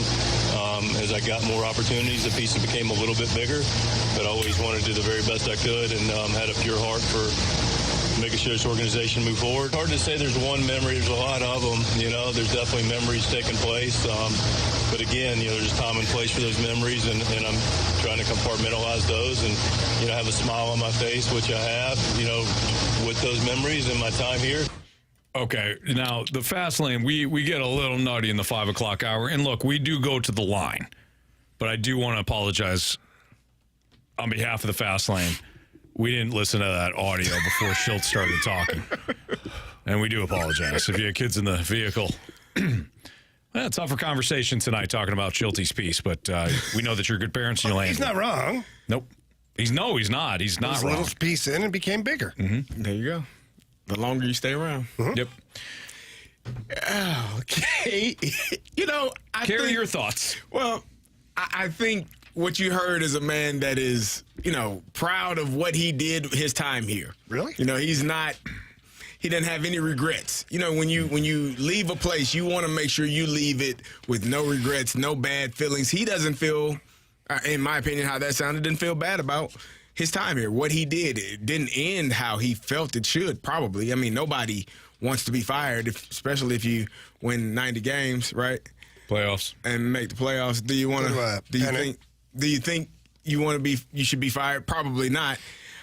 And I think there's a little bit, I would assume that Mike Shildt is extremely competitive as well, right? So the fact that it ended how it ended for him there, and the Cardinals are going through their woes in the manner in which they are. Now, I do think, and I'm pretty sure that him and Ollie are really good friends, but still, this is beyond him. This is the organization, and this is what they did. I don't think he has any hard feelings. I think he wants to beat the hell out of the Cardinals tonight, tomorrow, the next night, and from here on. And every time he plays against them, he probably wants to. What did Ricky Vaughn say? Every time I pitch against you, that's what I'm going to do. Mm-hmm. I'm sure Shildt feels that way. Yeah, and Shildt, that was very savvy, actually, the way he worded. Yes, at least most of My that. 18 years. At least most of that, okay, was savvy. But Most of put it in my was. 18 years, mentions Tony La Russa. That was Like, all of that is like you had a guy that was a Cardinal for life, and you did that to me. Yep. And now I don't lose any sleep because his team's winning, and the Cardinals aren't. So I don't think there's like an open hatred from Mike Shildt right now, but you better believe, like last night after You the don't think game, so? he closed the door to his office and he was like, yes! 3 more times, just like that, fellas. Just right, Like when he boys. walked in there, 3 more times, just like that. Let's do it again tomorrow. Do it again, he said. Yeah. Well, look, you get fired, of course he's going to feel that way. He has every right to feel that way. He probably feels vindicated now. I think there's more than what the Cardinals have talked about with Shildt. I think they've been... Well, they should talk about it then. Maybe they should. Maybe you should say the quiet part out loud. If you got rid of a man that did as well as he has done, you probably should speak about it. Or don't. Well, they haven't. They haven't. They have stuck behind the philosophical differences. How's that working out for your team? It hasn't. But... It hasn't. Okay. From do you want to win, or do you want? Do you want to win? Do you want to win? Yes. Okay. Well, sometimes. Wait, hang on. Are you or the Cardinals? Me. Both. Do you want to win? Oh no. Jamie Rivers. No. does, Ask me again. Do you want to win? Ask me again. I'll play the Cardinals. Do you want to win, St. Louis Cardinals? We don't care as long as we're profitable. Okay. Well, you're not winning, and you're not going to be profitable. Which one? What do you want to do? Be profitable. You need to win to do that. What do you want to do? Be profitable.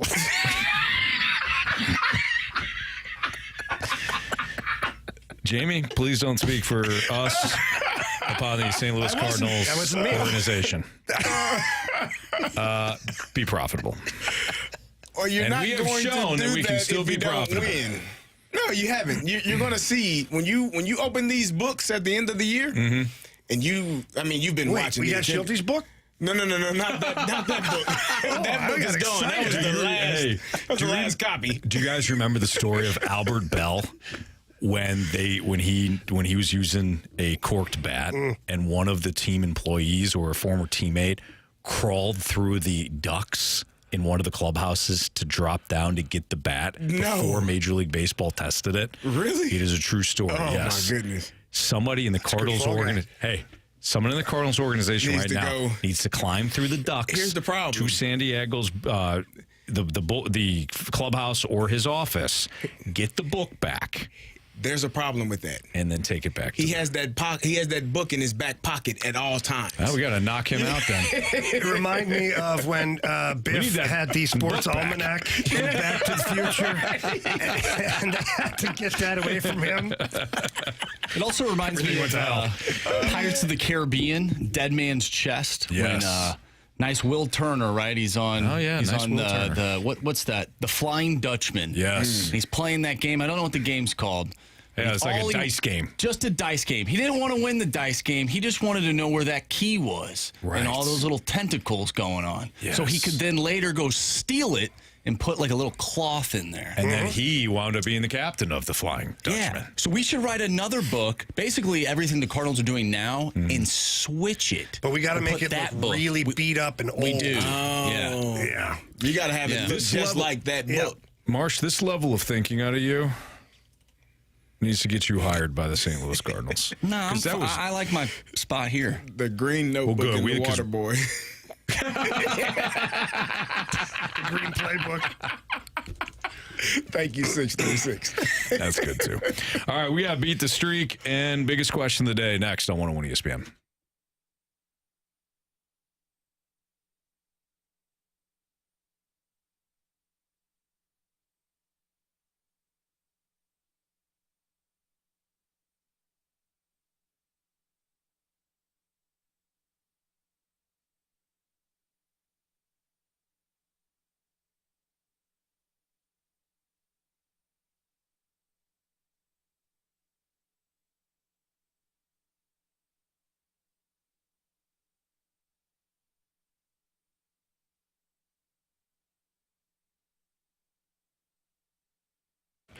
Gentlemen, are you currently paying way too much for those ED meds? You probably are. And nobody cares that you're using them as long as you're ready to go when it's game time.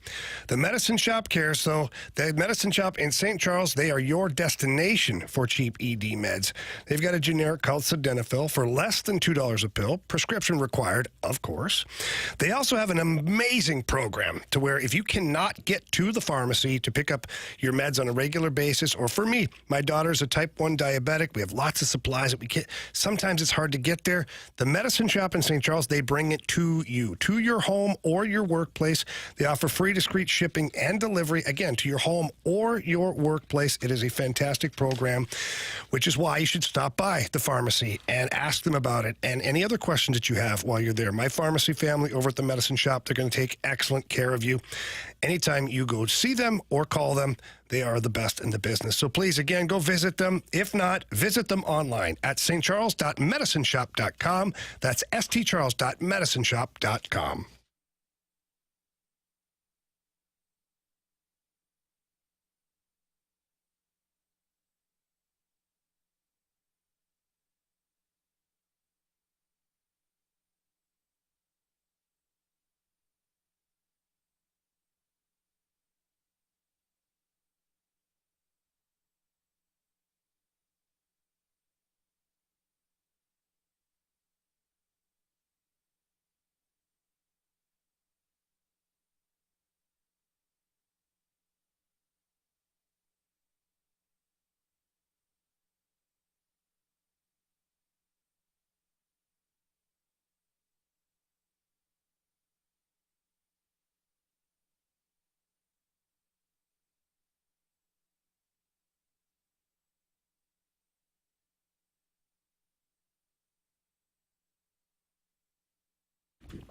All right, are you looking to sell your home? Maybe you're not sure of the process at all. Maybe you've never sold your home before, or how about it's been a really long time and the market and everything has changed.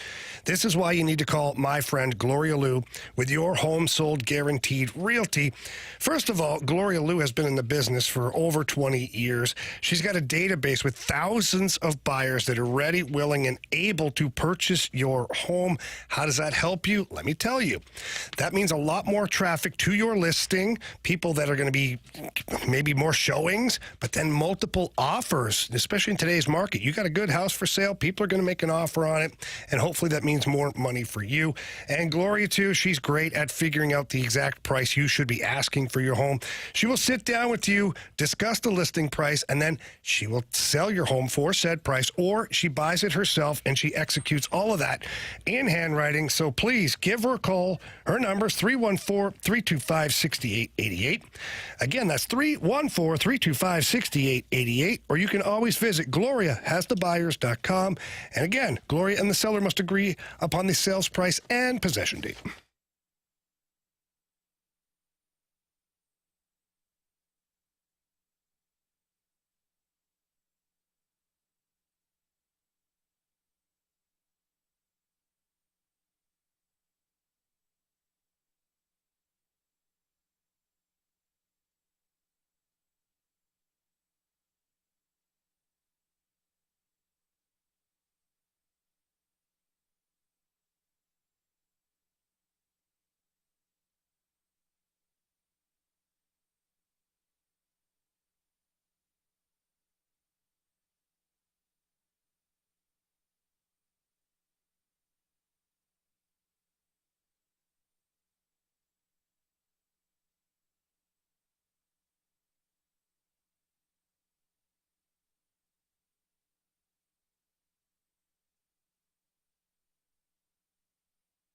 .101 ESPN Sports Center.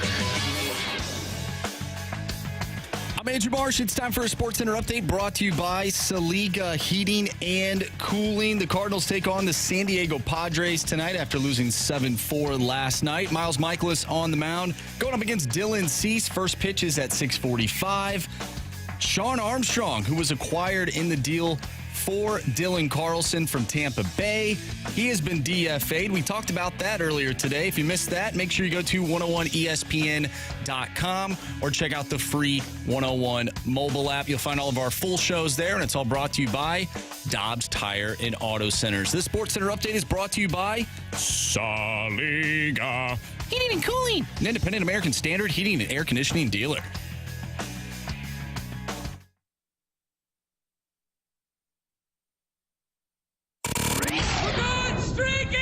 I want to hit baseballs. All of my successes depend on me. You're ready to hit. The hits just keep on coming.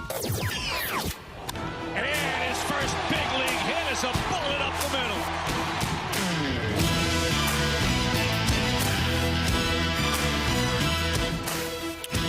It's Fast Line on 101 ESPN. It is time for Beat the Streak. We've got Carey Davis. We've got Jamie Rivers, Anthony Stalter, Andrew Marsh. Andrew is getting our Are you okay? Beat the Streak guy on. Why you move? What are you? What's your problem? Stay in your lane, okay? I apologize. I just check on you from time to time. I don't blame you. To my left and something going on. I'm like, hey, you okay over there? I'm good. I appreciate your concern. Jamie's like, this is Jamie. Yesterday, we had the soulless Jamie Rivers. He was there. The body was there. His body was here. Jamie was not. Was not. I'm back, baby.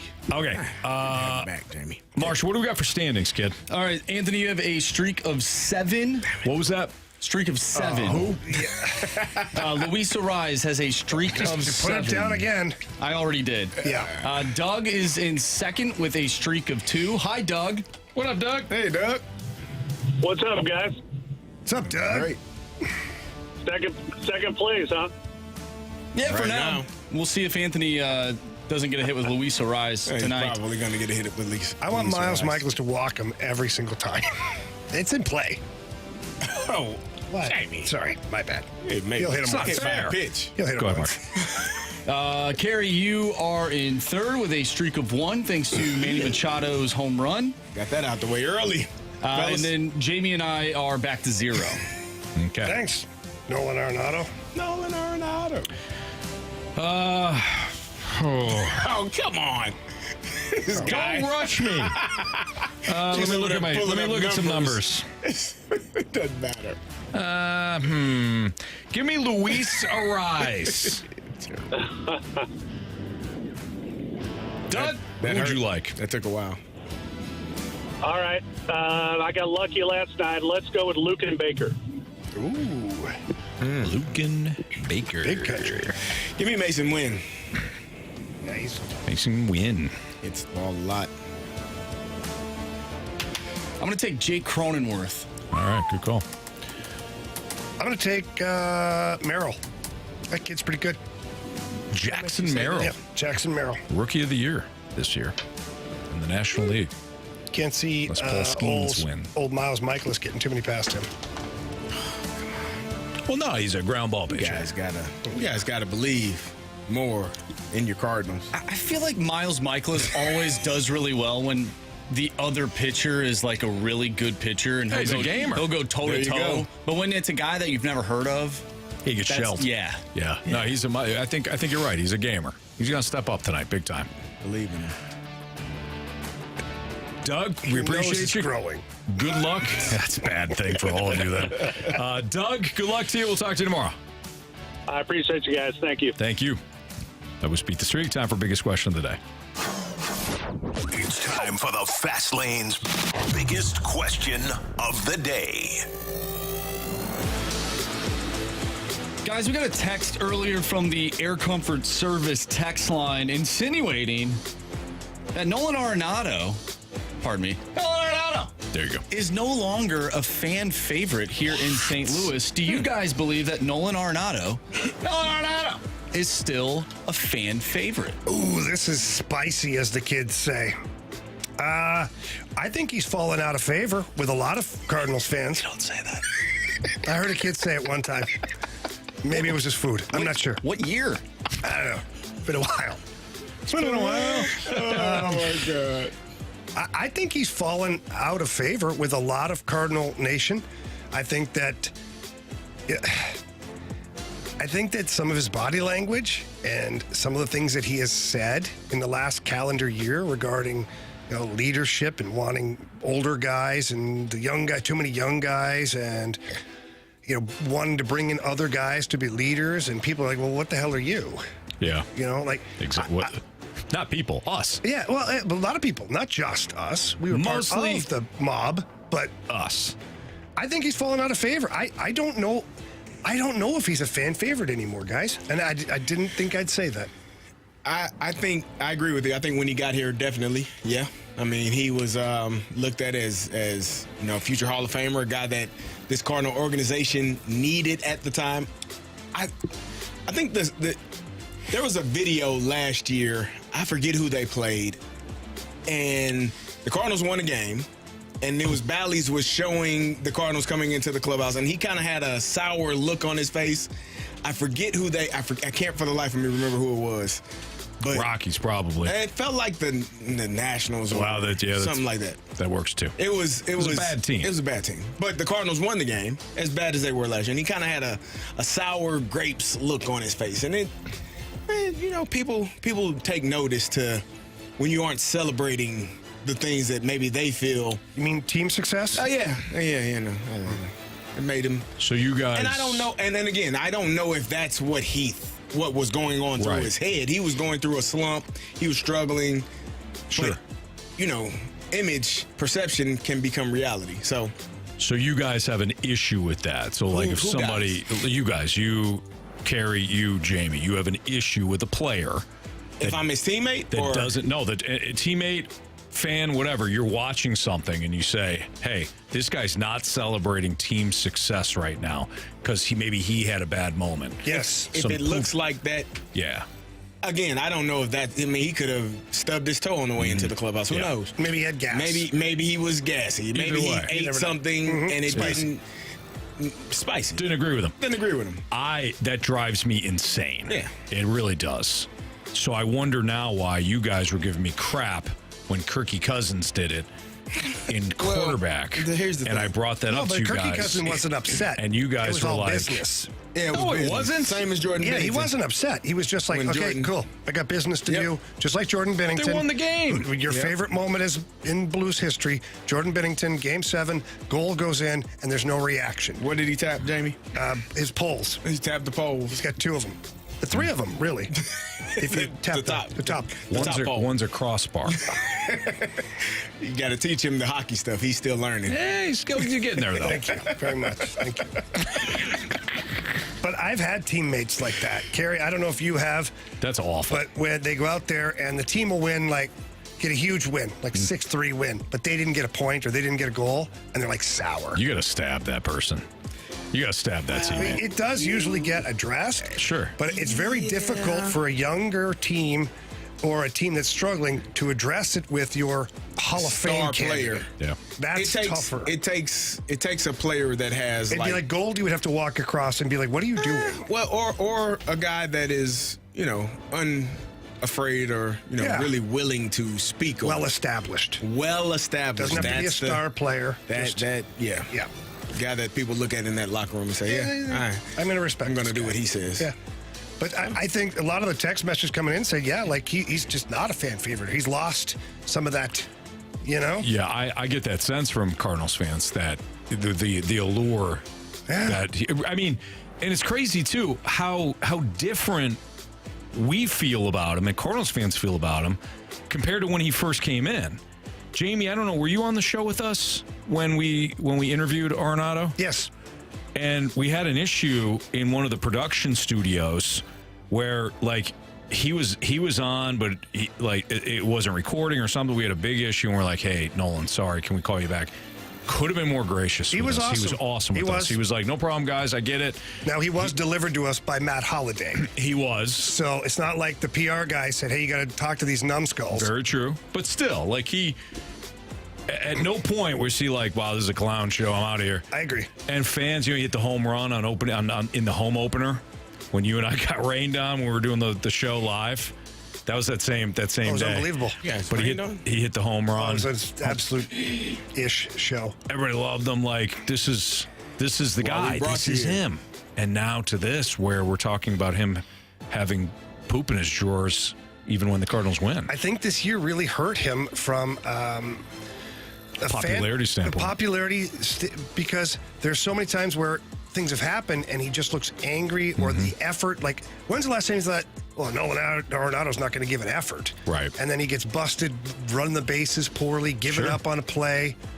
Like, I mean, I don't know how many times we got to, like, we've all exchanged text messages. Like, is this guy serious? Yeah. Yeah. And I don't like that for him. I really don't. So the flip side, if I spin this forward a little bit, I don't like it for Nolan Arenado because he is a Hall of Fame type player. I believe he will get to the Hall of Fame. I think his numbers are right there with some of the best third basemen in the game. Defensively, for sure. Defensively, I mean, but he won a Silver Slugger award, like third in the MVP. So, but I don't like it for him because now this could end up being his legacy to where he goes out and people are like, ugh, thank God he's gone. Yeah. Meanwhile, you're like, really? Right.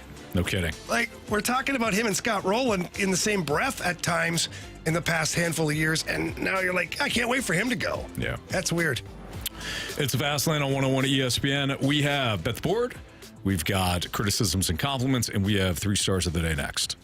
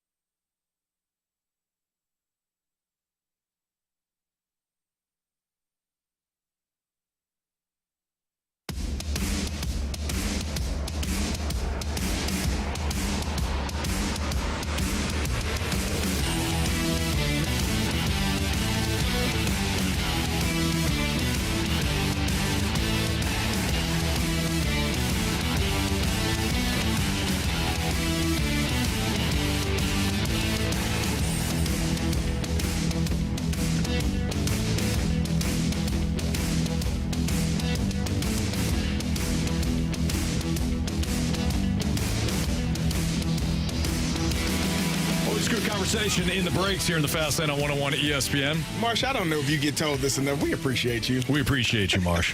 You are like the adult. And I know sometimes you get so sick of us. Yeah. Like he said today. something. Yeah, he did. He said, okay. Yeah. Like today, I felt like Marsh, he was done with us. He was. A little bit. He's sometimes But Marshy, I'll tell you this. One thing I love about you. There's a lot of things I love about you. One thing I love about you is you're never too eager to turn our mics on. Never. Too eager. And that, my friend, separates you from everyone else. Even when you're like, I can't with these guys right now. Hey. I just want to, you know what? Hey. I just want to make sure you guys are coming back. We appreciate that. Absolutely. Thank you. Yeah, no, that's good. You can listen to the podcast. Available at 101ESPN.com or on your 101 ESPN mobile app. It's all brought to you by Dobbs Tire and Auto Centers. Let's bet the board, gentlemen. Marsh, what do we got for standings?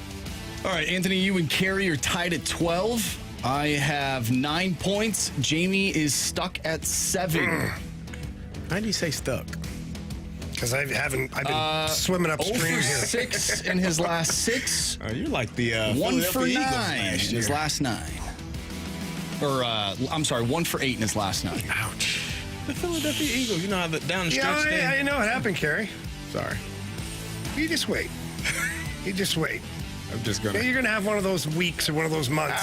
Hopefully. I mean, I've already had a few. And boy, am I going to pile it on. So I go first then, okay? No, you're last. Oh, damn. Give me Marcell Ozuna, 1.5 hits, runs, RBIs. Minus 140. How'd that work out for you last night? Wow. I called Ollie, and where's Arenado tonight? You got him sacked? Yeah, I said enough of this guy. 0 for 5. Yeah, I'm going to take the San Diego Padres. They're minus 150 right on that line. Look what I had pulled up. Dylan Cease is on the bump tonight. What a piece of crap. Against somebody named Miles McCollus. Miles McCollus. He's got a 5-something ERA, and this Cardinals team hasn't been good. That So give me guy's the gonna surprise you Padres. tonight. I doubt it. It's not my turn. No, it's not. I know. Last night, I went to the over 9 runs in that hit. Tonight, I'm going under 8 in the the St. Louis San Diego game. You go, Marshy. All right. Did they get over? Oh, it was 11. I don't know what's going on with this one, but I feel like it's pretty good play. I got the Texas Rangers are playing the Chicago White Sox. Yeah. Rangers are at minus 140. I'll take the Rangers on the money line.